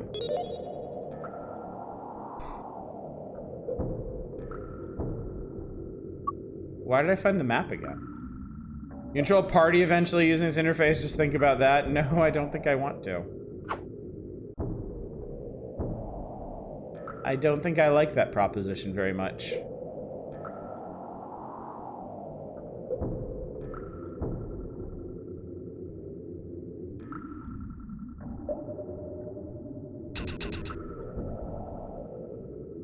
Is there anything of any note in this cave?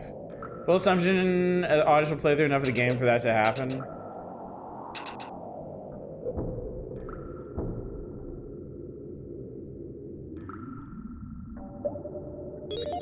I found some moss. That is not what I need. Did you load a prototype ROM? No, this is it. This is the video game. I think I leveled up. I did. Now my maximum health is 11.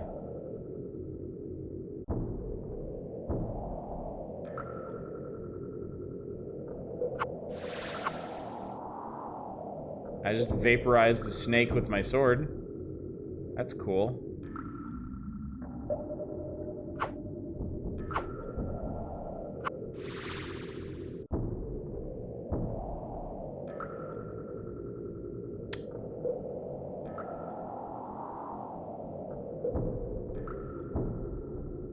Chat, I'm forced to admit this lacks something of the thrill of adventuring.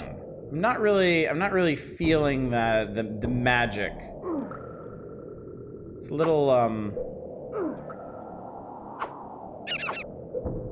uninspiring, if I may be so bold.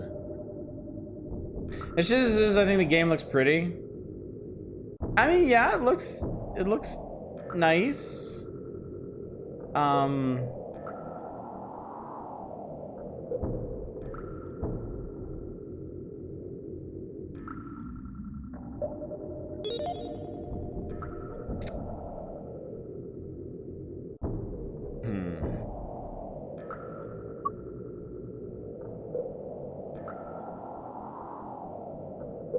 I mean, perhaps it's my fault for expecting something more of a cave. Try licking the cave wall to restore your health.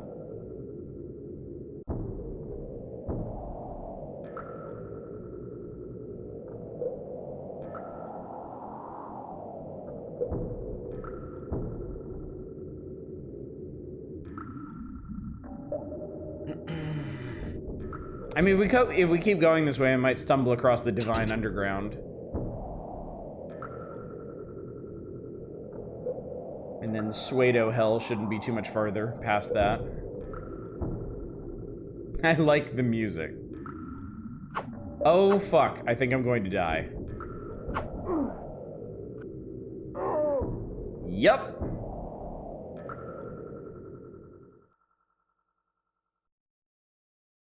What happens now? You have failed your quest and allowed the ring to fall into the hands of Sauron. Now you must gather your courage and try again.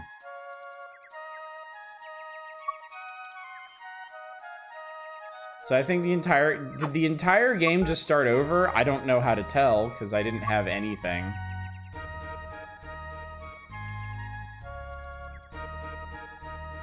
No, I'm still level 2. I have healing moss and a healing mushroom and the ring. I beg you to try entering a random password to see if it works. I mean,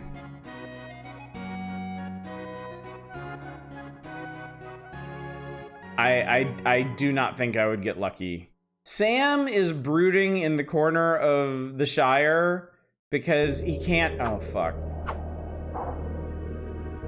Because he can't find some dude's glasses, which he's absolutely insistent upon doing before leaving.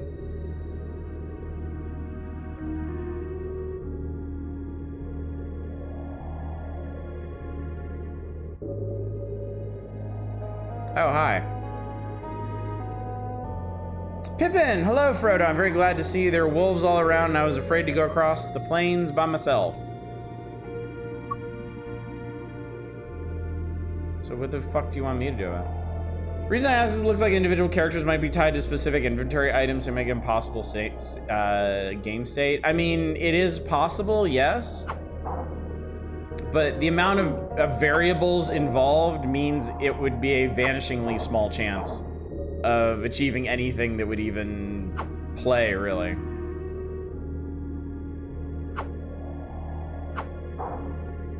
That's the domain of people who actually study these games closely enough to know which each character of the password system represents.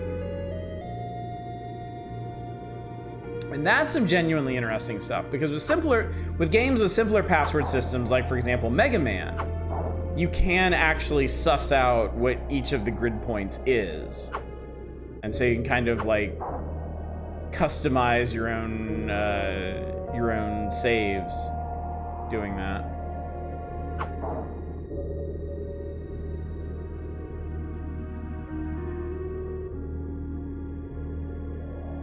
Was that it?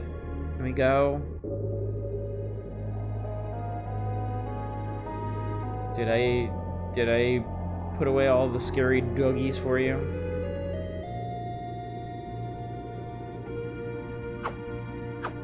I'm so... But why? Password systems is putting GUI over hex values? Yeah, pretty much. anything happen?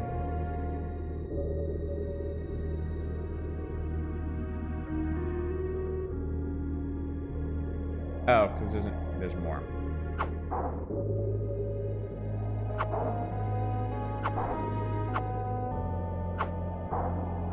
Why doesn't Frodo have a face? Bold new narrative direction for the series.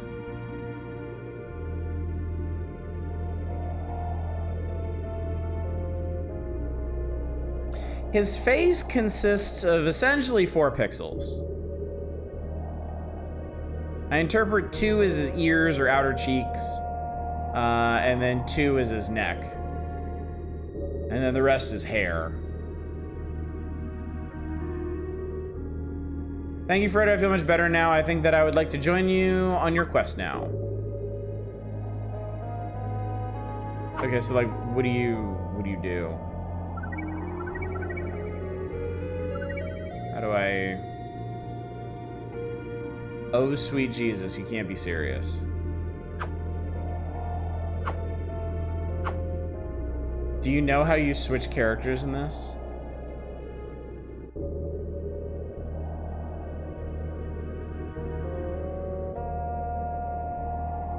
You hold the R button.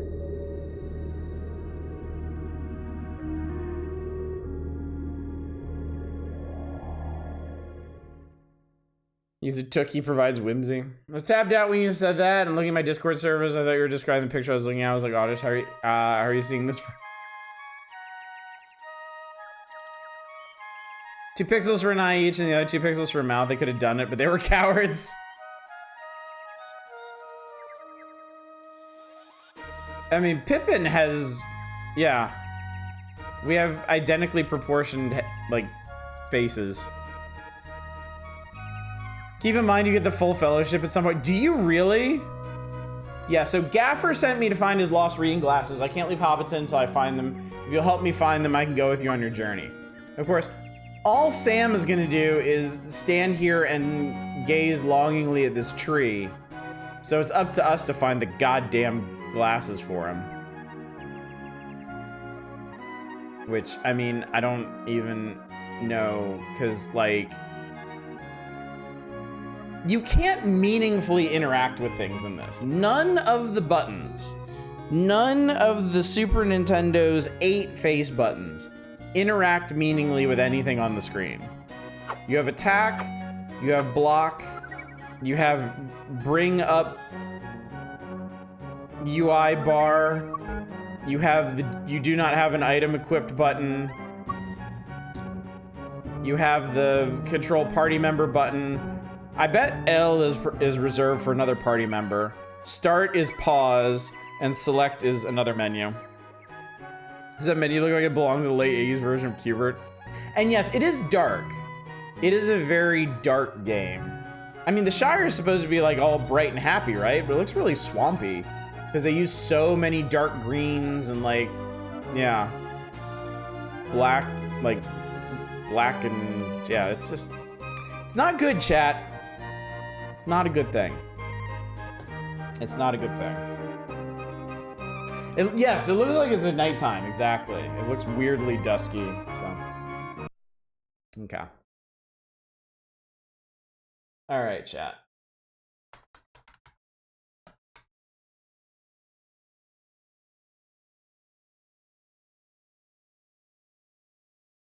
I think we know this one by heart now.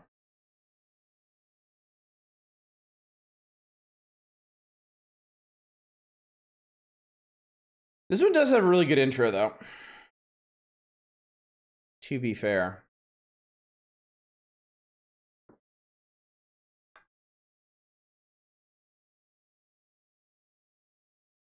Can't think of anything else Probe has done. There's a swampy area of the Shire, but it's to the east of Hobbiton. Yeah. Yeah, we were going north and we were going west, and that was just like brown fields. I rented that Lord of the Rings game as a kid, and I thought it was shit back then.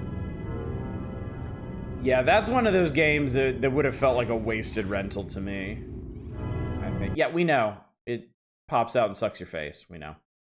I love how there's no volume 2. Yeah, writing on the wall. Seriously. Yeah, I'm ready. Let's do this. All right. What do we got? Hang on, alien. I need to interface with this computer. God, I can't remember which of these we've actually tried. I'm gonna try closed doors. Things are getting out of control. Yeah, you can say that again. If we don't secure alien corridor number 1 quickly, they'll totally colonize it. But if we seal this door with the torch,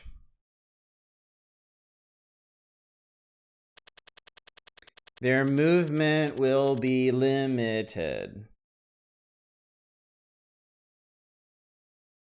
All right, I will accept this mission. So we need to find alien corridor 1, which is literally right next to us. That's amazing. I had no idea there was such an easy one. When's the first game end other than 15 minutes after you start because the game is ass? Fuck, what is the open goddamn... It's up. It's always up.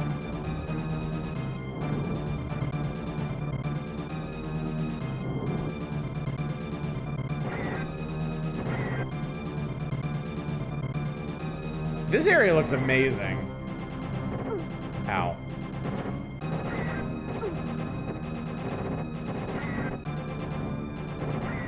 It's a good thing these facehuggers are content to just kind of like bump into my ankles and not grab onto my face and murder me. Hug the face, such as it is. Have you not seen this one before, Tradon? This is a genuinely fascinating game. It is an open world mission-based aliens game.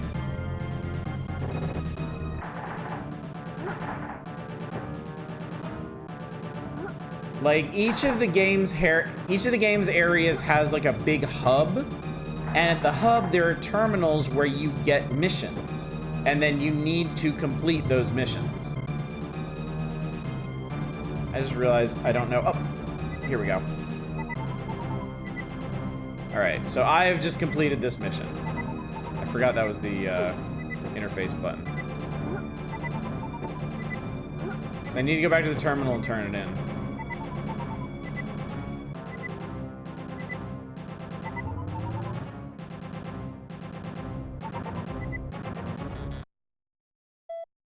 All right, so closed doors is done. That was fucking easy. I'll have to remember that for the next time we do this game. Crossed wires. There are 2 blown fuse boxes and a broken junction box in waste area 2.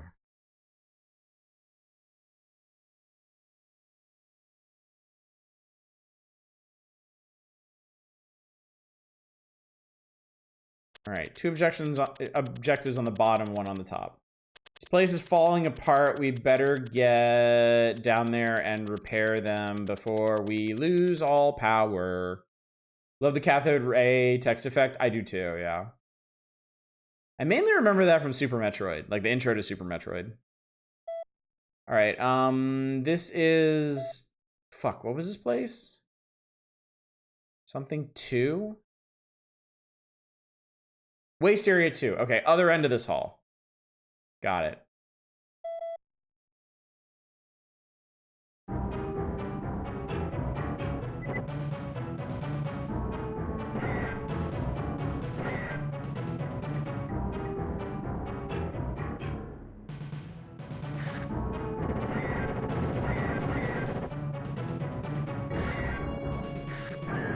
You also have 3 weapons by default.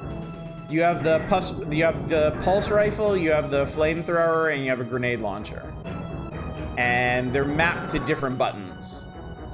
So you have access to all of them at all times, which is cool until you need to interact because interact is on Y. And if you're not standing in exactly the right place, you'll end up wasting flamethrower ammo instead of doing the thing you meant to do. Honestly, kind of a minor complaint in the grand scheme of things, but still annoying.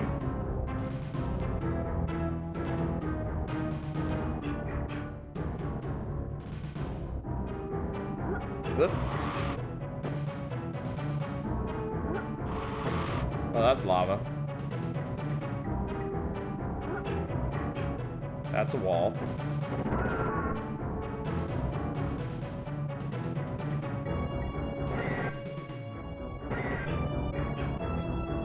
And there's a number of different kinds of aliens in this too, which is kind of neat. Ow.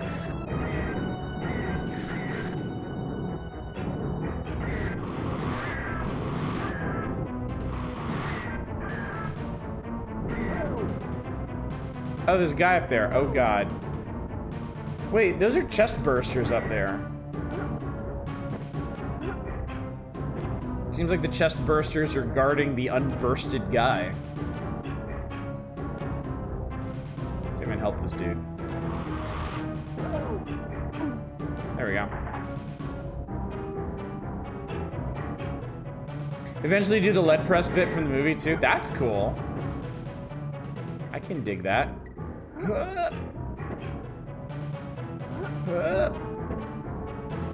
Hey.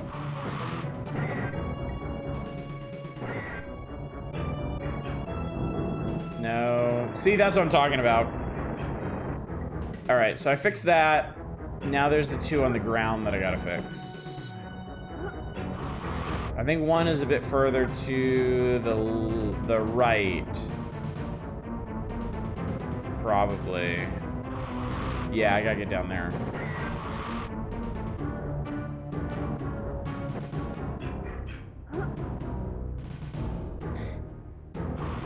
Graphics in this game are really solid as well.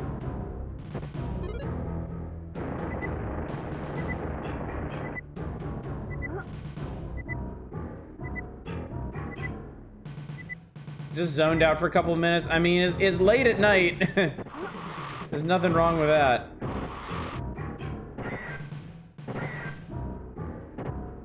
It actually looks kind of sick, like way better than most other licensed games at the time. It takes some getting used to. The whole control scheme and pace of the game. The movement's a little more technical than a lot of platformers at the time.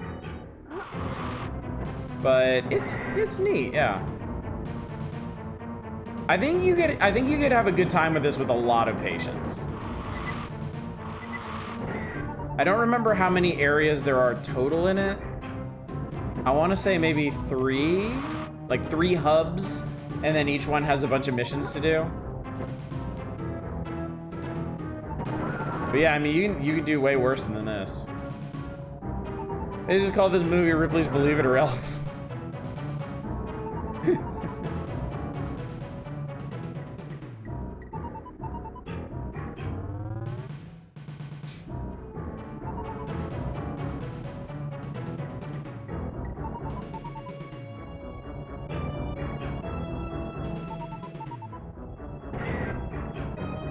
Rat-a-tat. So yeah, it's 2 missions down. That's cool. What's power link up? There's an ignition unit in waste area 2, which is where we just were.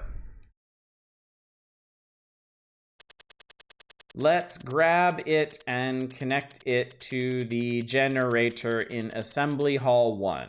Okay. Electronic beep sound just like Earthbound music. Something occurs to me, you like sci-fi and you enjoyed Quest for Glory. Have you ever considered getting Space Quest type? We have talked about it, yes. We have talked about that. It's just not high on my priority list because there are so many games that we've talked about doing. So yeah, there's also a medical bay. There's a trapped prisoner here. Cell block, medic bay, mine area. So I'm gonna leave this one here. I'm rather proud of myself for actually completing a couple missions this time. So, but yeah, cool game. It is in fact a cool game.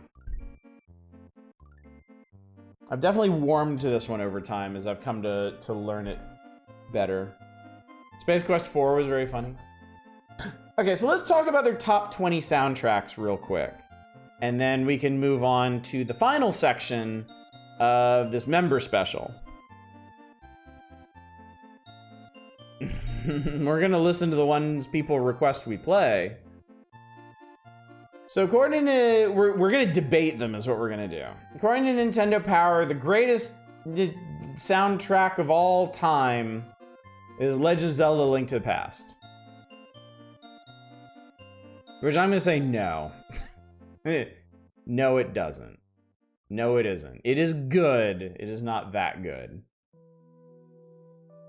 Number 2 is Rock and Roll Racing. I would also say no. Because it's really cool that they have actual licensed songs in Rock and Roll Racing. They also have 6 of them. And those are 6 songs that you're gonna hear over the course of, like, seriously, not even lying, like 100 races.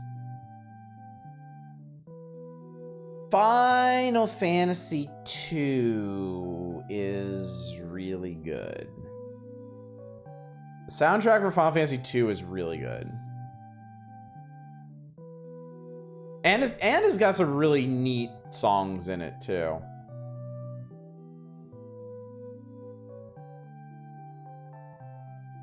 Yes, remember, this is January 1994 issue, which meant they were writing this in 1993. So it's basically, they're basically judging from all the games, and it looks like just Super Nintendo games.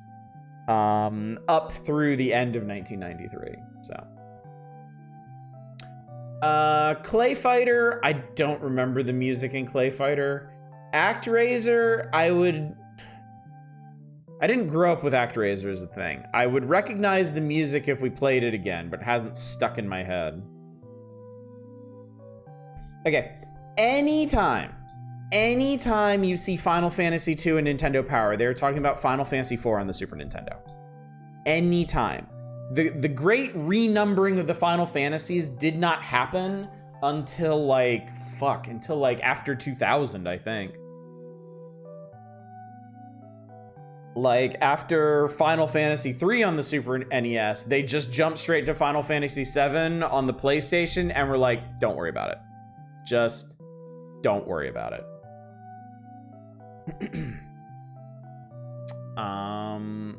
Star Fox? I feel like Star Fox has pretty baseline music. Just as issue referred to a Final Fantasy II that isn't Final Fantasy IV, within the context of games released in Japan and not in America. Like, until Square started re-releasing all of the Final Fantasy games, as long as 4 was on the Super Nintendo, it was Final Fantasy II. As long as 6 was only on the Super Nintendo, it was Final Fantasy III. Y'all are gonna have to get used to that, okay? I know we've had decades of reconditioning from the great rebrands of the 90s, but we are in the 90s right now, so. First 2 songs in ActRaiser is good. I don't know about the rest. Keep forgetting about that since I'd never read Nintendo Power. I had a friend tell me about Final Fantasy II on NES before you played SNES Final Fantasy II. Always throws you off, yeah. Yeah, that's the big one you gotta remember. Yeah. Is from this era, whenever you see Final Fantasy II, they mean 4. Whenever you see 3, they mean 6. Is what they're talking about. Super Mario World. Yeah, Super Mario World has a really solid soundtrack. I mean, you know, Super Mario World gets a lot of passes because it's foundational. It was the launch game for the Super NES. So, I mean, a lot of things about Super Mario World are iconic because it was just there first, really. Yeah, exactly. Evo was the game that had consistently good songs. And they did not put it on here. Yes, Evo has a really good soundtrack. Super Star Wars is probably based more on the fact that they digitized the John Williams soundtrack. Kind of hard to argue this one, if you ask me, because it is something of an accomplishment. All of the Star Wars games up to this point sounded like really, really sad imitations. Plock has a really good soundtrack. Plock has a shockingly good soundtrack. The boss theme is fucking incredible for Plock.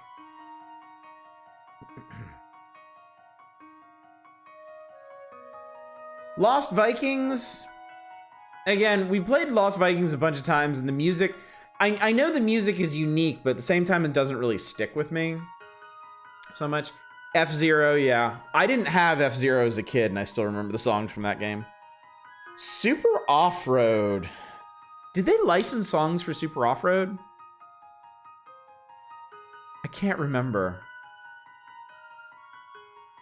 Super Empire Strikes Back falls under the same umbrella as Super Star Wars. They basically did the same thing there. Mario Kart?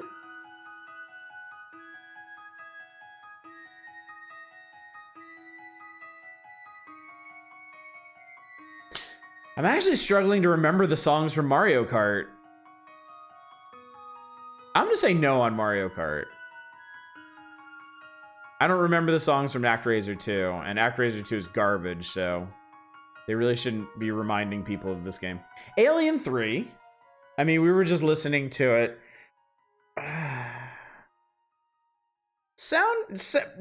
soundtrack might not be the right way to put it for Alien 3.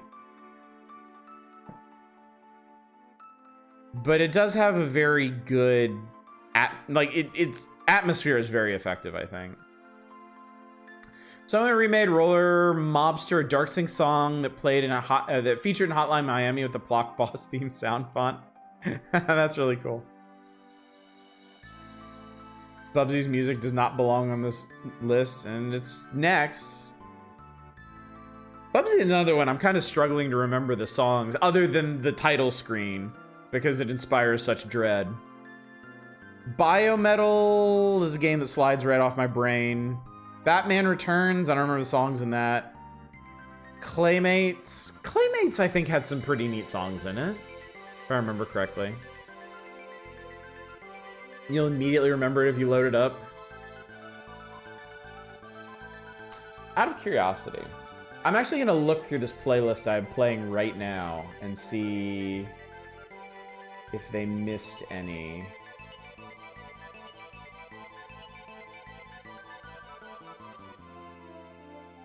I would maybe say SimCity. I really like the music in SimCity. Oh, right. Super Castlevania 4. They missed a really, really, really obvious one.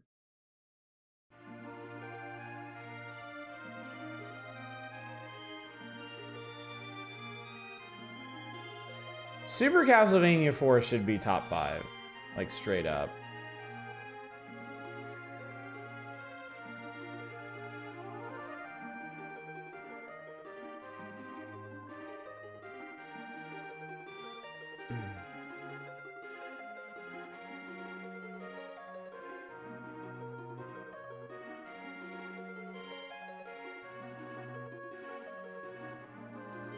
Yeah, Castlevania 4 is a major omission.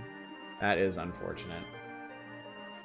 Okay, well, real quick, extremely briefly, we will revisit everyone's favorite cursed Bobcat, just to refresh ourselves on the soundscape, and then we'll move on. I think y'all are really gonna like the next couple pages. I am inclined to believe that y'all will see things on there you enjoy.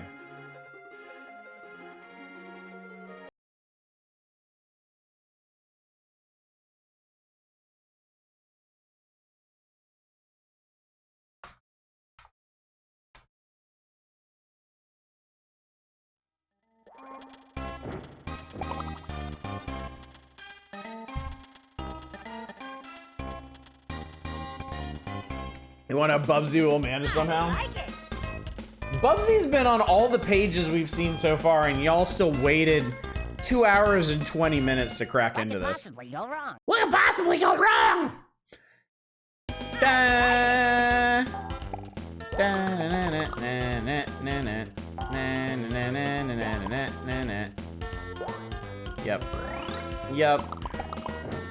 Yep.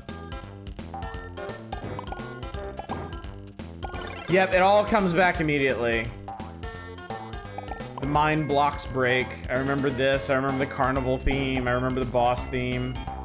Don't remember the Wild West theme so well, though. but I'm not getting there to remind myself.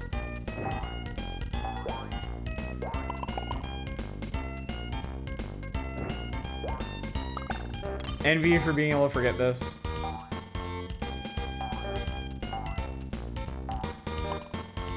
My mind is highly disciplined after years of doing this. Actually, one thing I'm looking forward to doing on Sunday when we celebrate our 6-year stream anniversary, I don't actually remember how long I've been doing the power hours for. So that's one thing that we'll refresh on. So the waterfall slide music plays, bump the table and end the game. Wow, he resisted bumping. Son of a bitch actually survived that. Anyway, we're done here.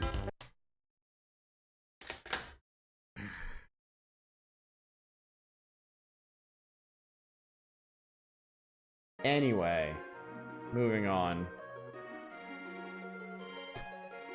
Okay, this is not what I was referring to. Fuck. Well, we're here now. No!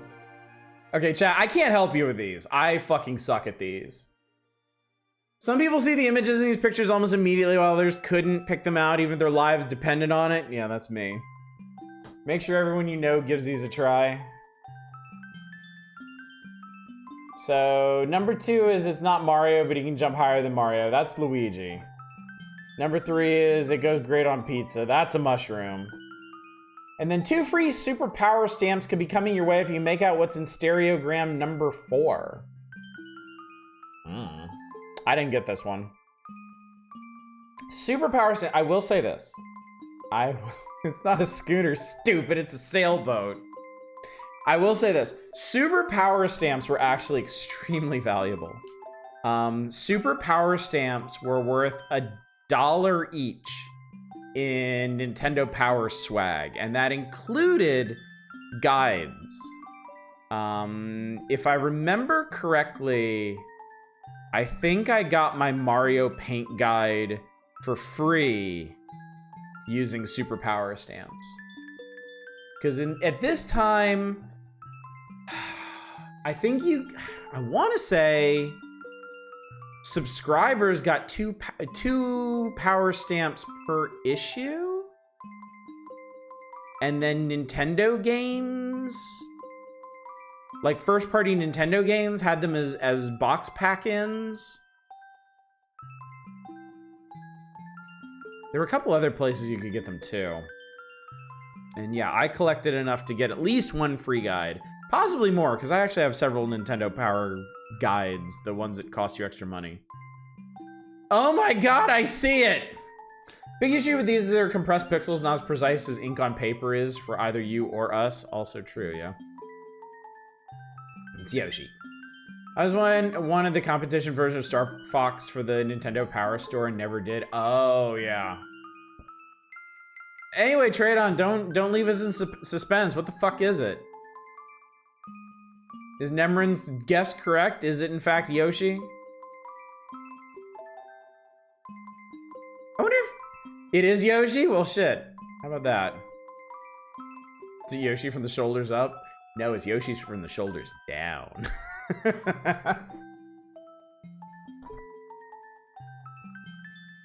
Okay, this is the one I thought you all would be interested in. For obvious reasons. 1994 looks like the best year ever for video game players. Get ready for excitement of Super Metroid, the realism of Ken Griffey Jr. presents Major League Baseball, the innovation of Wario Land, and the action of NBA Jam. Is legitimately Yoshi from the side? I believe you. I believe you. Ken Griffey Jr.'s Wario Jam. I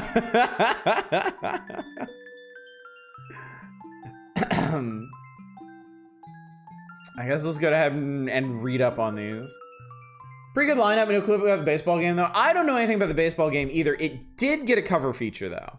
In the same issue that they did a big feature on the Super NES version of Star Trek The Next Generation.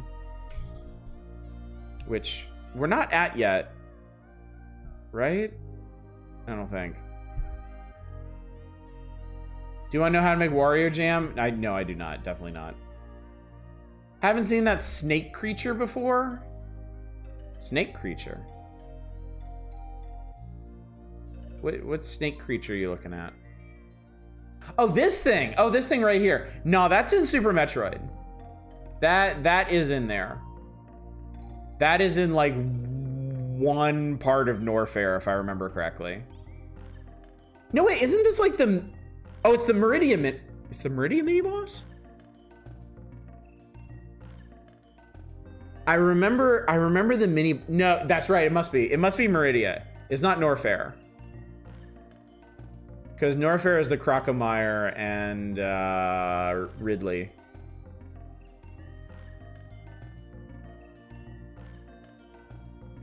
Yeah, it goes in and out of holes in the background, yeah. That's right. That's right. That's right.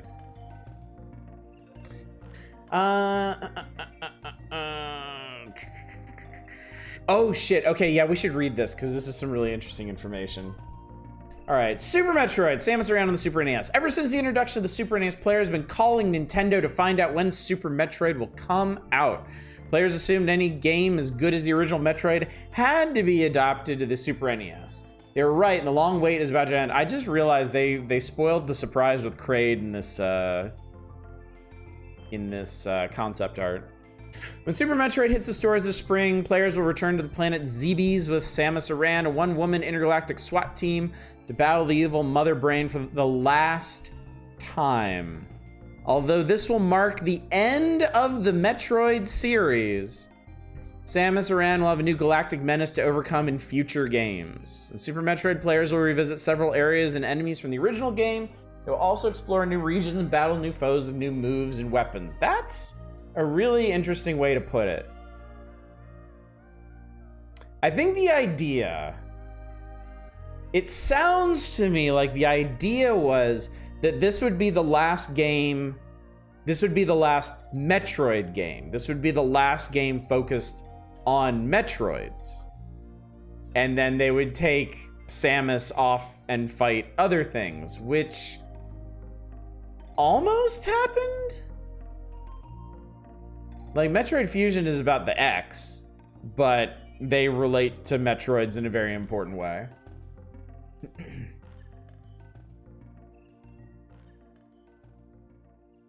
Super narratively followed immediately after too, yeah. Many elements that made the original game a classic have been enhanced. The passages of Inner Zebes are so vast, the programmers anticipate having to use 24 megabits of memory. Can you imagine, chat? 24. Making Super Metroid the biggest game ever for the Super NES.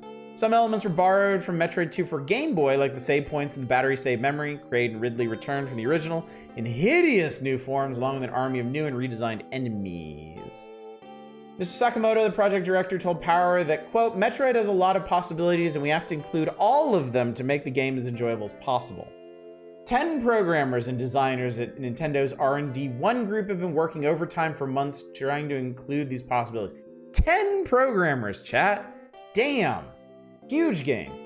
The game is being tailor-made for North American players because Metroid was never as popular in Japan due to the fact that it was released on the Famicom disc player format. As for popularity of Super Metroid in the US, the incredible action vast world are sure to make it one of the top games of the year. Don't we all wish there was a game that involved running for X? Felt like it was a while before they got back around to Metroid after Super Metroid. I mean, yeah, it took until the GBA era. I forget if Fusion or Zero Mission was first. But yeah, that was a long time.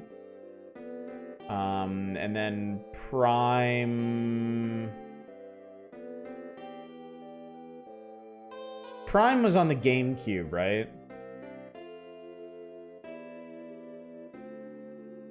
Zero Mission, I think you might be right, yeah. I think you might be right. They came out pretty close to each other. I think Zero Mission was first. I agree.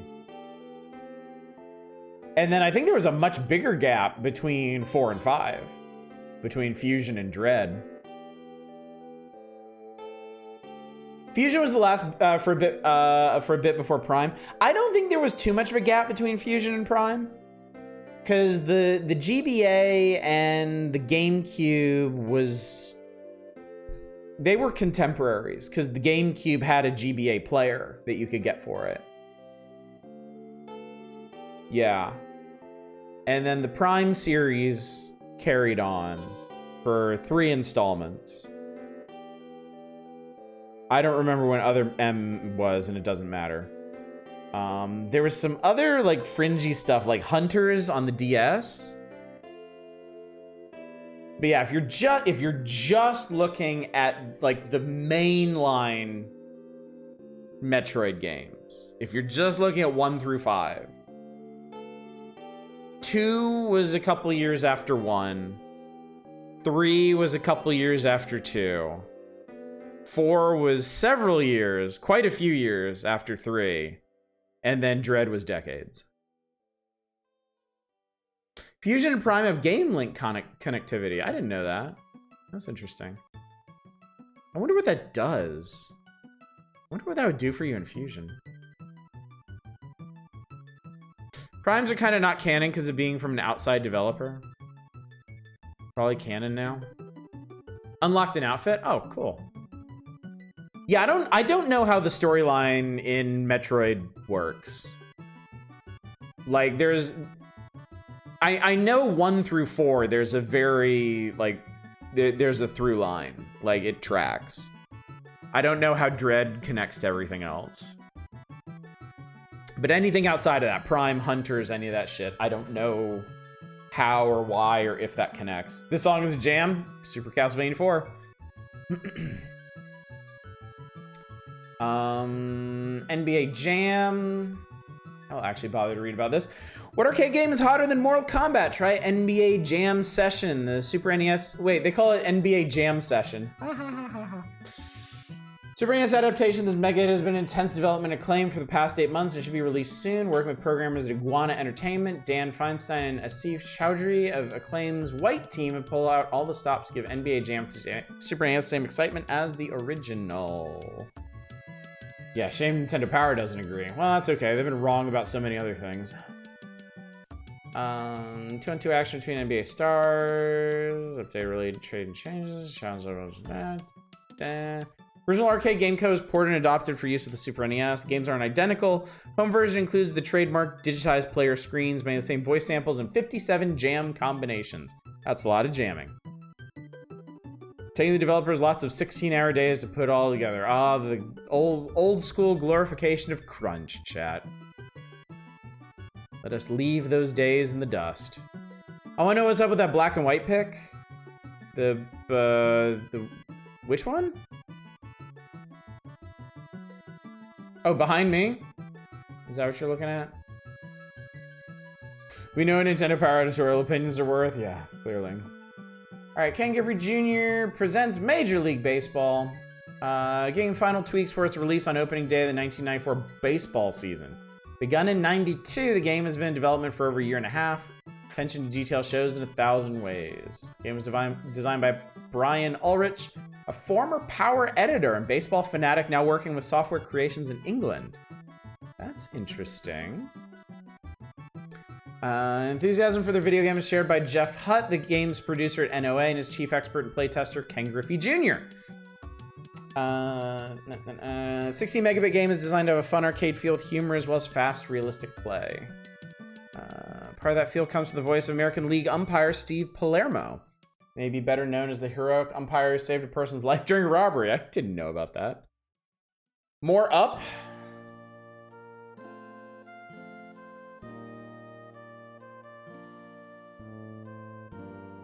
If you mean the one in the middle of the page, it looks like a, it seems like a concept outline for the digitized version of Ken Griffey's eyeballs there. According to Hutt, the toughest part of making a sports game is creating the artificial intelligence that controls the computer characters. I have to anticipate every play. Game is impressive in other ways too. A full complement of options, team editing, battery save, memory, inclusion of every major league ballpark. Cool. Very cool. And then Wario Land. We can read about Wario Land real quick. This is the last page of that. Leave Battletoads and Double Dragon alone until next time, chat. Because I don't think I have time for everything we've grabbed already. Wario isn't bad, he's just mad in this new action-adventure. The bad boy of Super Mario Land 2, 6 golden coins, will soon return to the small screen in his own adventure called Wario Land. Not only is Mario completely out of the picture in this game, all enemies and areas are completely new. Game world, which includes an overworld map and lots of areas to pass through, will remind players of Super Mario Land 2. Enemies and challenges they find in Wario Land are all new. R&D 1, the same Nintendo development group, was working on Super Metroid and which developed the Super Mario Land games for Game Boy, wanted a fresh look and new moves that would appeal to Mario fans. That's cool. Huh. After more than a year in development, they're putting the final pieces in place in order to meet a spring release date. What's Wario up to this time? Having been kicked out of the castle by his old nemesis Mario, Wario sets off to earn his fortune the old-fashioned way by stealing it from pirates. Figures if he can find enough of the pirates' hidden treasure, he'll be able to buy his own castle. And he's Mario anyway. Wario lands on the pirate's island and must go through each area to find one of the pirate treasures. I can see the alcohol ink marker streaks in the concept art. Yeah, it's cool, isn't it? I love seeing stuff like that. The main move for Wario consists of him lowering his shoulder and charging forward like a mad bull, knocking enemies out of the way, but that isn't his only move. By finding different special hats, Wario gains new talents. With the jetpack, he can fly, the dragon hat breathes fire, and the horn hat can stick into ceilings. Art used in the planning of the game captures the angry comic intensity of Wario. The designers use large characters in the final game for a more effective cartoon feel. Fans of Mario games should find Wario Land to be a fun change of pace. I never finished Wario Land. I didn't have it. It's not actually part of my Game Boy collection. I borrowed it from a friend a long time ago, and I never actually finished it. So someday I would like to.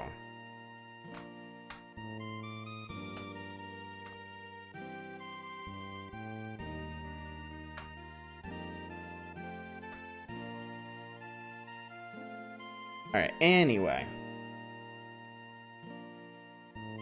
We got 2 games on deck. Let's play some bases ball and embarrass ourselves. And by ourselves, I mean myself. So it's surprising you didn't finish something, but it isn't. I liked it. I liked it a lot.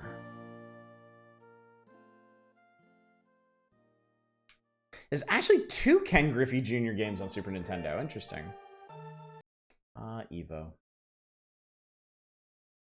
Guess we gotta do a Wario Land run back then? We do, actually. We do. In keeping with our playthrough of, our playthroughs of Super Mario Land games, it is technically Super Mario Land 3.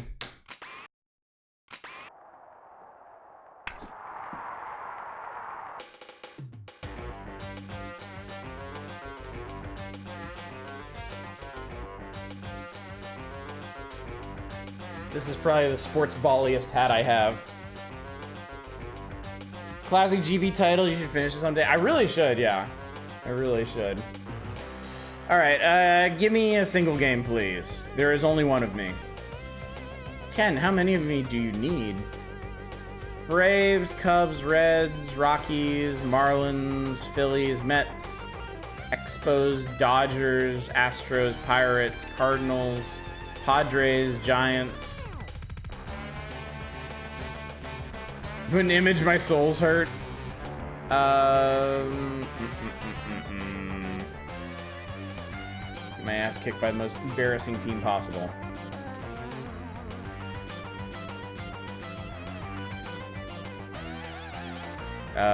Play ball? Oh god, he actually said play ball. Oh god, we're just in it. We're just right the fuck here.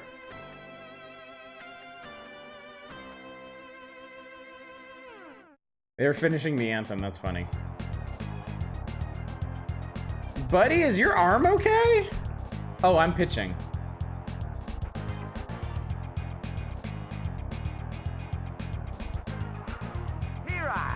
Sirai! Steer right.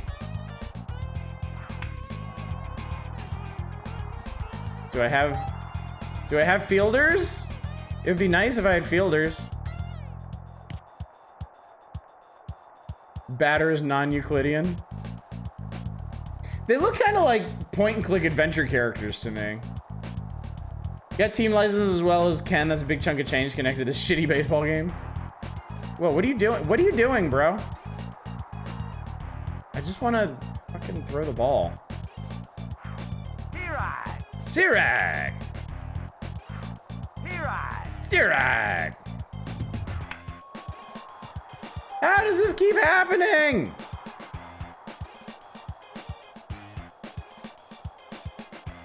For a second, I just thought nobody was showing up. Oh, look at the way he wiggles his fingers. That's cool. Ah, fuck.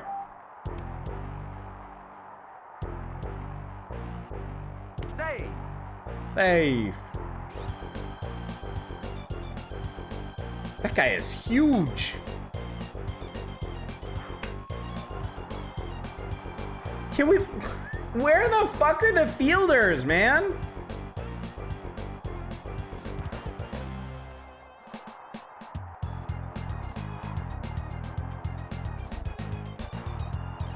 Is that blue? Why am...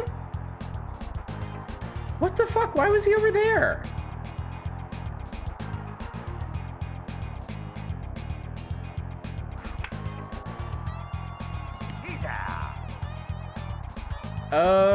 Okay, so it picks... All right. So this one picks a fielder for you when they hit.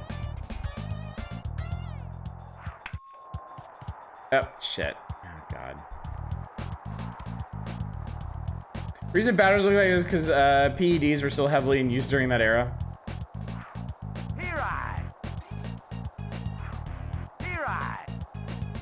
This game has a mercy rule.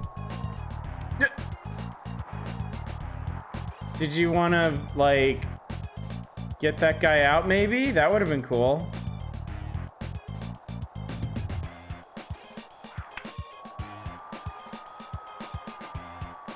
He's out. He's out.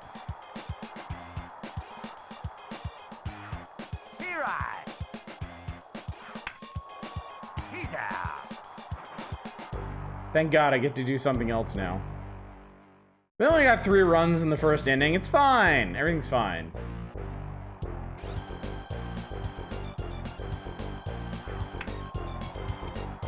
Run, you son of a bitch. Oh, fuck off.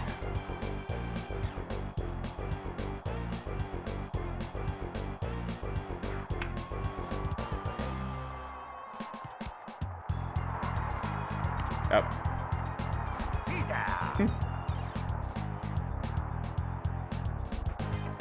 Trying to make more blurns.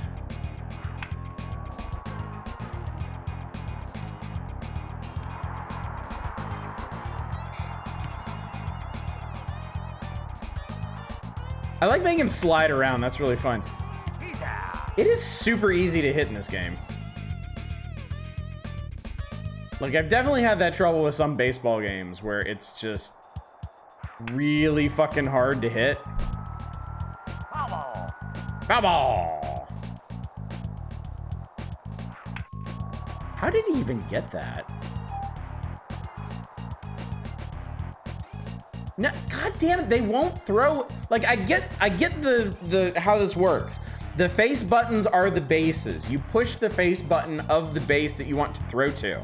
They just won't fucking do it.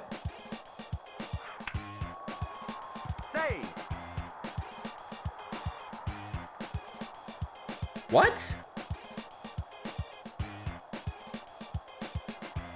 Did he not? What?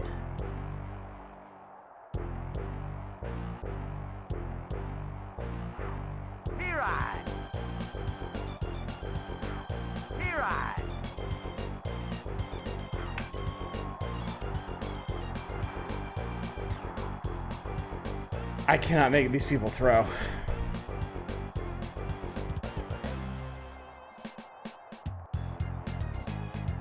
That was an out for base 1. Game disagrees. It should have been. But the game's like, nah, he's cool. You can see on the left, BSO, no outs yet.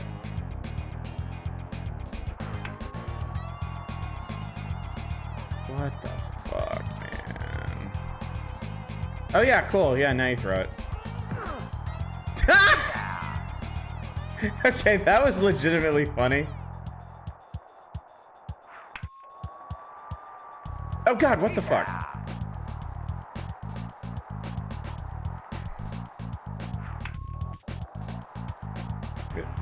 What are you doing? Okay, throwing has to be more complicated than just pushing one of the face buttons.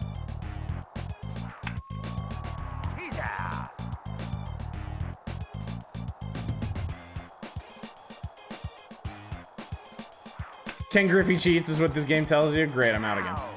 Cool. Cool game you have here.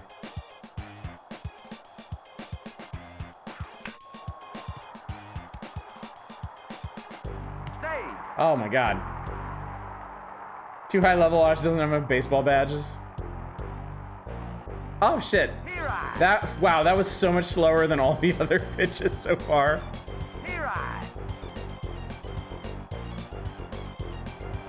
Fuck off! Oh, come on!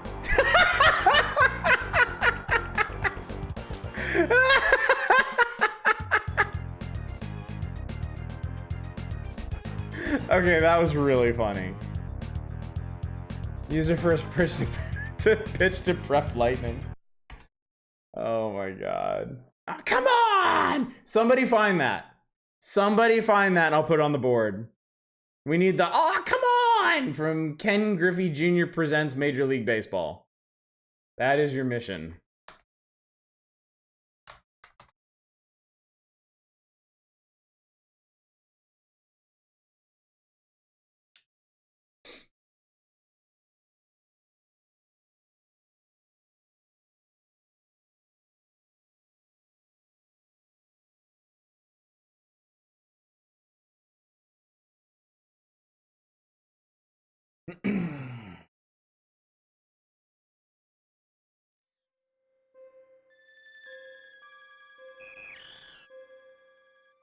I love the opening of this game. I love so many things about this game.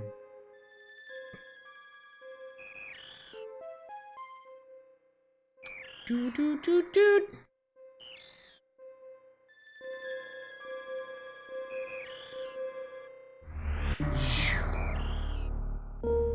I like how it isn't Bubsy again.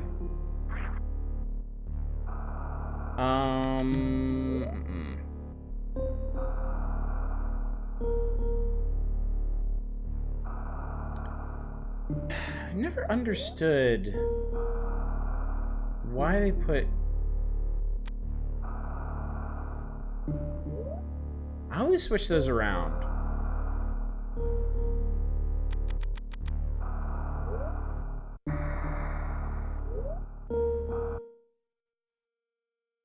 The last Metroid is in captivity. The galaxy is at peace. Peace. Bubsy Vania, that's it. That's the pitch. We'll make billions. First battled the Metroids on planet ZBs. It was there that I foiled the plans of the space pirate leader Mother Brain to use the creatures to attack galactic civilization. Okay, so in Metroid 1, after you defeat Mother Brain and set the time bomb, does that mean that the base was destroyed? Because we're going back to ZBs in this one. So unless they rebuilt an entire planet, it must have only blown up part of it last time. Next fought the Metroids in their homeworld SR-388. I completely eradicated them except for a larva which after hatching followed me like a confused child. Genocide is cool until it isn't. At least Samus came around eventually. The baby.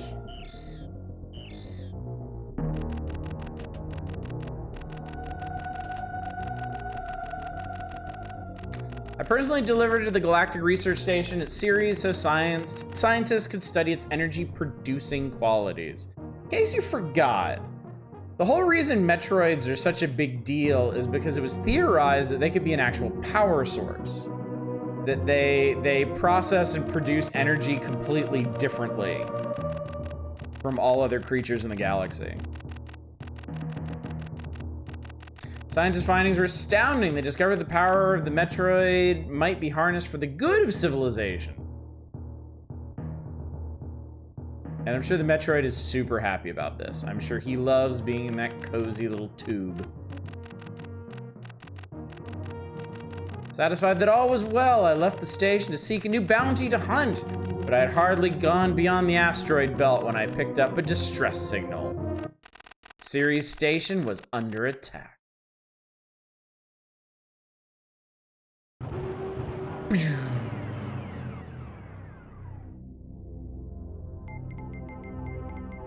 Don't Metroids suck out life energy? Yes.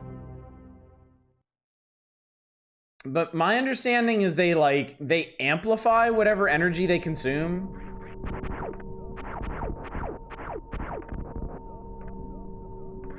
Like they have some kind of inexplicable physics-defying like energy amplification ability.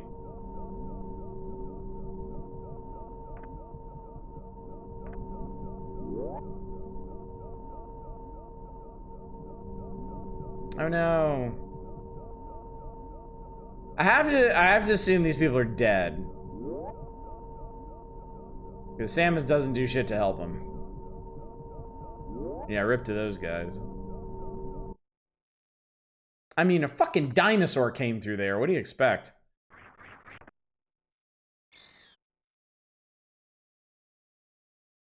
Yeah, we know. It's very surprising, we know.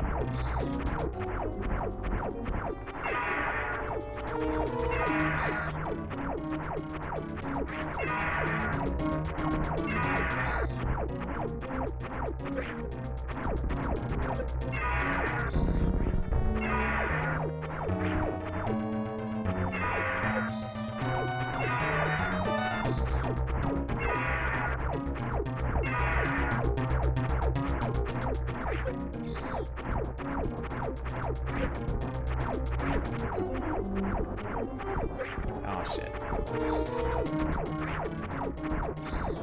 Stupid lashy tail is such a pain in the ass. Going. Emergency! Self-destruct sequence activated. Evacuate colony immediately. Okay. First time I played this game, I did not know about the run button. I didn't realize it did anything without the power booster. So I got out of here very slow. It's fine. They give you so much time to get out of here. It really doesn't matter.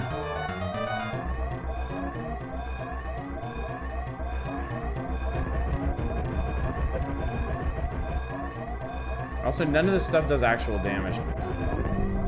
And I always thought this was really cool. I mean, it's honest, in the grand scheme of Super Nintendo games, it's such a simple effect. But, I mean, come on, that's really cool.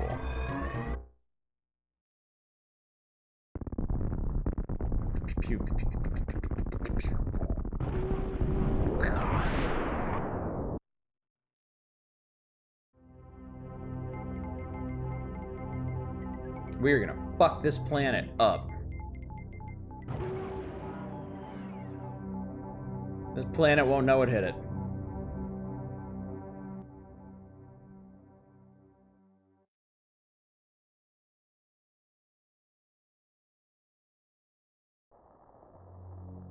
Mode 7 utilized a great effect? Definitely, yeah.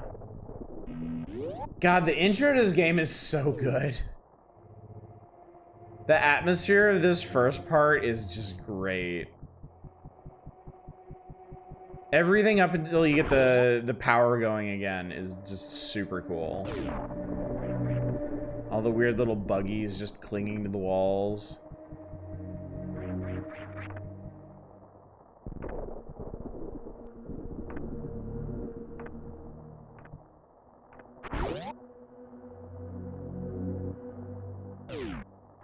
And then I remember as a kid, this was wild. It's like, oh my god, it's still here. It's such a brilliant way to start this one off. It's just having you go through the ruins of the end of the first game.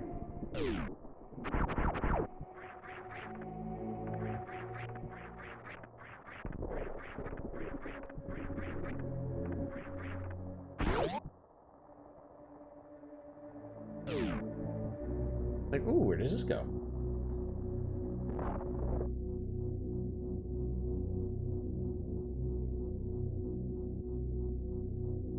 It's like, oh shit, I remember this. Neat.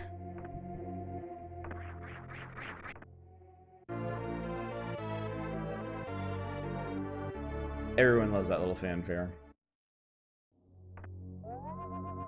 Oh no, I've been spotted. They know we're here, chat.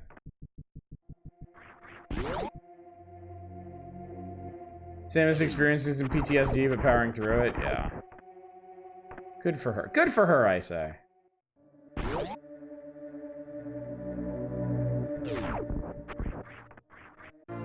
Hell yeah.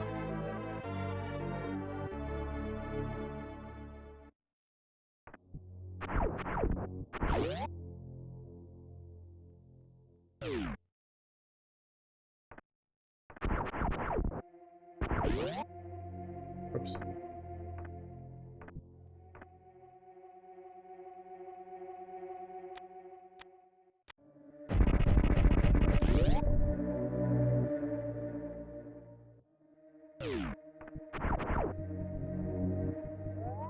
Uh-oh. Still sees me.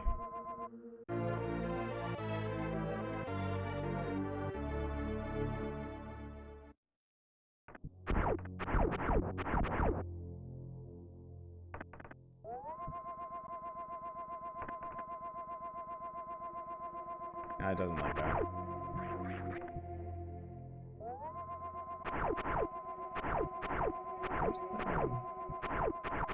There it is. I don't think there's any clever way I can get that. I think that's ice beam or high jump only, yeah. Whee!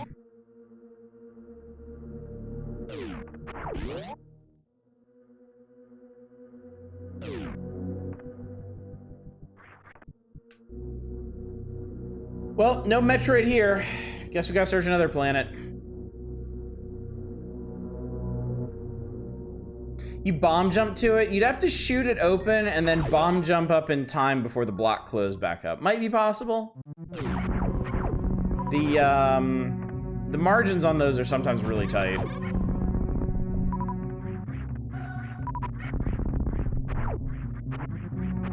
Kind of interesting that is as prominently as space pirates figure into the story of all the Metroid games. This is the first game where you actually fight them.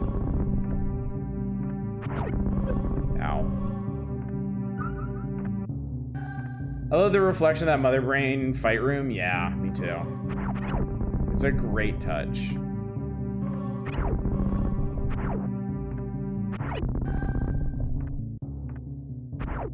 It's weird that Space Pirate is a species.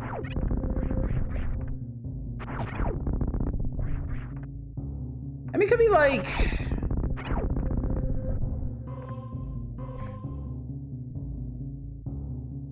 It could be like Orions, maybe? Like, there are lots of Orion pirates, but not all Orions are pirates. I mean, naturally, all the critters of that species that we would run into here would be space pirates, because they're all working for Mother Brain. But there might be other members of their species that aren't.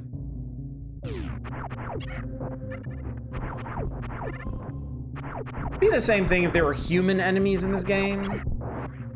And if Samus was not human, then all the humans in this game would be bad guys.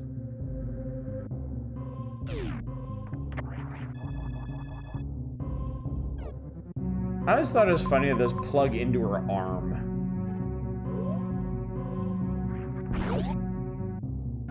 Primal is around with the idea that the sentient native species of ZBs is space pirate. I don't know, maybe Zebes is just a super shitty planet. Maybe it's just the asshole of the universe.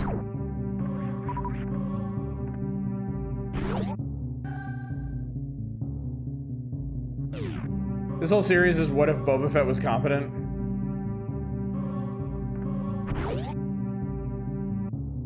Logs going about stuff like space pirate DNA.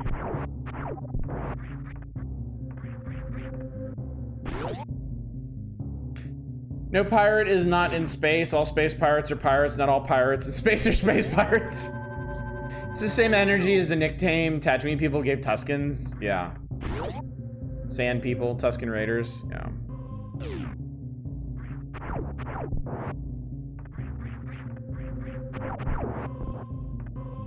I mean, in the 90s, like, people weren't thinking about shit like this. You could have, like, evil species, evil races. D&D was still doing that shit, right?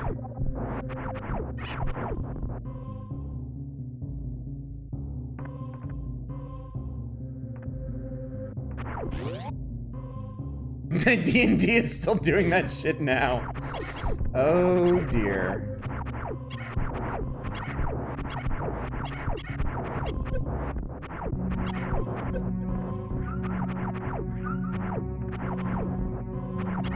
The only thing people care about what the species name was, maybe stop killing colonists. Non-aggressive space pirate individuals left their home planet, talk to researchers, and the actual space pirates only refer to themselves as space pirates. Huzzah! Bomb.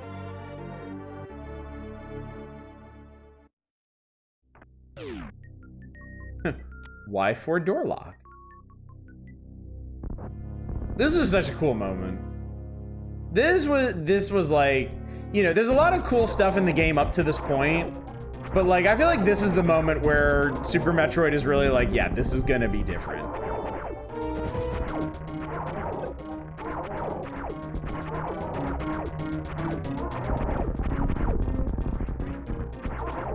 It's also gonna be pretty fucking gruesome too. We shot a giant sucking chest wound in that guy's torso and then blew his head off. And it's all drippy and pulsating. Why is it leaking? It's bleeding. It is bleeding its vital fluids out. We're the good guy. Sam's getting attacked by a leaking robot clone of her mom. It's a drippy chorizo. It's a drippy chorizo.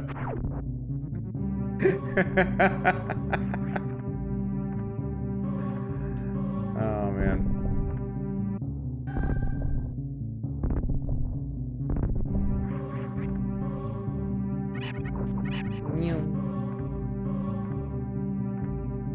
Like the way Samus is out there blowing up their stuff constantly, they kind of started it.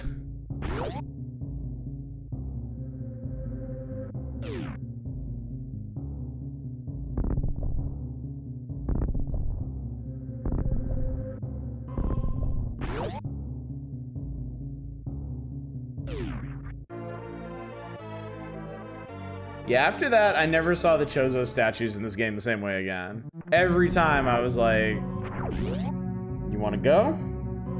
You got something you want to say?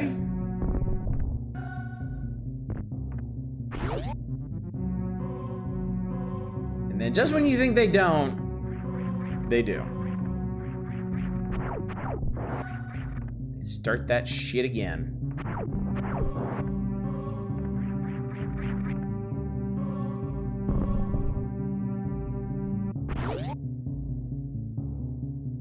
No, nothing to say. I'm done talking. Ow. Do do do do do do do do do do. Ran ankles first into an energy doubler.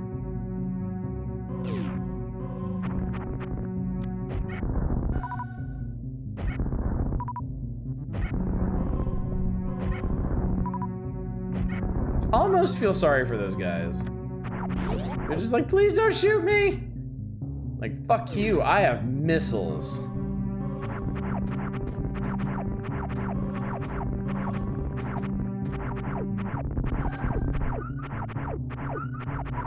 like those guys because they're full of power-ups.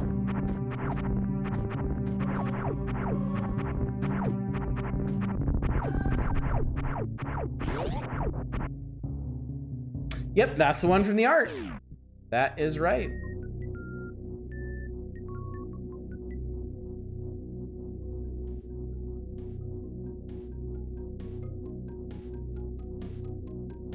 You're welcome, Eva.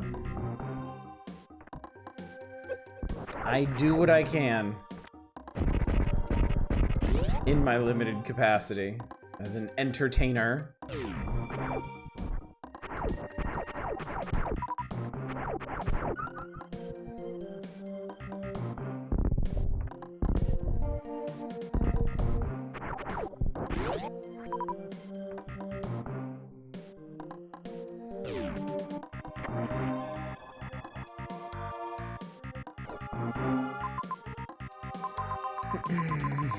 It's just so disappointing, that spark of hope. The sub-menus in this game are really cool too.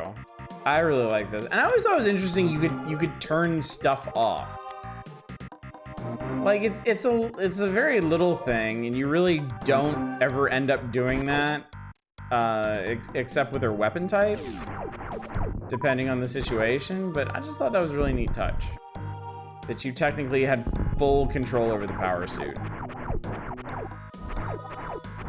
Talking to someone who had a hot take that Super Metroid doesn't hold up as a great game anymore. I don't know how nostalgia poisoned I am, but still seems fantastic to me. It does to me as well. But it is one of those things that's kind of difficult to evaluate because I grew up with it. Like, I can't objectively tell you how well this stacks up to like modern Metroidvanias. Like I couldn't tell you anymore like how well it flows, how logical the progression is or anything. Because I know how it works. I know where everything in this game is, you know? I think it holds up among SNES titles a little better than Metroid does among NES titles. I'm gonna shoot straight with you. Metroid on NES is not a great game. Metroid on NES is a very interesting game and a very ambitious game, but I don't think they had the design chops to really make it work. Yeah, this is the game they wanted when they made that original Metroid. And it's interesting, because the original Metroid is like an open world platformer with different areas gated by different abilities that you get.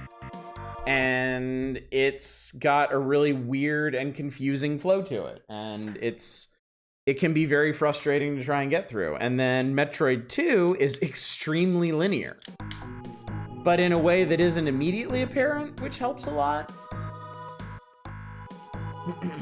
And then finally by Metroid 3, they had it. Finally by Metroid 3, they were able to make the game that they want. Cancel? Nobody's gonna cancel me over that lukewarm take. Believe me. People love the Metroid series, but I don't see a whole lot of people running back to the original Metroid to experience its greatness or anything, unless they're speedrunners. And speedrunners will speedrun fucking anything. Metroid 2 is very, very odd but innovative for the platform, I guess. I love Metroid 2. Metroid 2, 3, and 4, I love all of them. They are all three of them are very even in my estimation. I love 2 because of the atmosphere. Like it is well, I feel like it's the most somber out of all of them. This is from Evo, Search for Eden. This is the song that plays every time you talk to Gaia in between eras. Yeah, I like 2 because it makes Metroids a much more menacing enemy than they were in the original game. That it has a very somber and melancholic atmosphere, and it has more story than the original one does. I like it a lot. And I don't think it being particularly linear is a bad thing either, because it gives you some additional tools that the other games didn't give you, like the spider ball, to explore the areas you do get to more completely. 2 feels like the Majora's Mask of the series to you? That's an interesting comparison. I can't really evaluate on that basis because I've never played Majora's Mask, so. I like 3 because it is the purest expression of the formula. It is the purest, it's the purest version of Metroid gameplay, and it's very satisfying. You know, you have a really interesting, detailed world to explore. There's a shit ton of secrets. You get wildly more powerful over the course of it. And it's just a very satisfying game. And then Fusion, I feel like, takes all the best parts of 2 and 3. Like, it has a really interesting setting. It has really interesting abilities. The story is really good. The presentation is really good. It is, of the original 4, like the most horror themed, I think, because it has some really visceral moments of horror in it. I like that a lot. Actually, 2 is really good. They really kept in mind the nature of playing on Game Boy. It feels like a big open world. It's actually laid out in a linear way that's more approachable with the zoomed in view. And the fact that you're probably playing it short bursts on bus to school, yes. The fact that Metroid 2 is as comprehensible as it is with no map, I think speaks volumes about its level design. It's really, really well done. Majora's Mask is either loved or hated. Don't get a lot of middle ground. Speaking of no middle ground. But yeah. I do really want to play Dread at some point. Just haven't gotten around to that yet. I mean, the next one I should play is probably Fusion. Though I do want to stream Zero Mission too, because I tell you, I can't ever remember if I actually played that game. I have a lot of memories of Zero Mission, but not clear ones, if that makes sense. It's very strange. It's very, very strange. Anyway, chat, I think that's gonna do it for tonight. I think we've done some good work here. We finished the members special, the Super Power Club special for this issue. And that means that we've got... Okay, hang on, let me make sure. Yes, I did all of these. I did these things and I did them good. So yeah, we're done with this. So we'll be back to the magazine proper on Saturday, and we'll be starting with Battletoads and Double Dragon if you want to see the Super NES version. If you don't, no skin off my teeth, no hair off my back. I don't know what the expression is. But yeah, I assume the Game Boy section is gonna be somewhere past here. I don't remember if there's other Super NES games that get full features in this. Yes, we did look at Magic Eye, didn't we? No grist off my mill. So yeah, I mean, in a sense, chat, the end is in sight. We got some other game features to do. I don't think there's gonna be any other special features to hold us back. At some point, we'll hit the top 10 in the now playing, and then, if you can believe it, you can actually imagine a world that progressed past January 1994. It could become our reality. But these are all themes to explore on Saturday. Tomorrow night, we're going to be doing a Master System Odyssey. So if you enjoyed this, but you'd rather see this on a Sega system at total random, well, tomorrow's the night for you. Definitely come out for that. It's going to be amazing and agonizing. More of this, more Power Hours on Saturday. Sunday is our 6-year stream anniversary, or at least when I'm celebrating it. A day late, technically. We're gonna be chatting all evening, looking through, doing a little cursory tour of the history of GPG. I think I've got plans. I know what we're doing, so show up for that. And then back to Wood Ocean on Monday. So that's the plan, chat. That's what's happening. And now what's happening now is I'm gonna find somebody to raid. Nothing's more apt than you celebrating your anniversary on the wrong date. I know, right? Honestly, what could be more appropriate than that? Nothing. That's what. All right. What we got going on tonight? I will send you over to Dama tonight. They are playing Spin Rhythm, which is a great game to wind down with. It's always nice to see them doing this. See what kind of cool ass songs they're playing. Anyway, gang, thank you so much for coming out tonight. Thank you for joining me for another Power Hours feature. Special features, I believe, done. I believe we're past it. I think we're back to normal Power Hours fare from here on, and it'll be that way for a while, maybe, hopefully, I guess. So before that, hopefully I will see you tomorrow night for the long-awaited Master System Odyssey follow-up. But until then, as always, y'all take care. Bye, everybody.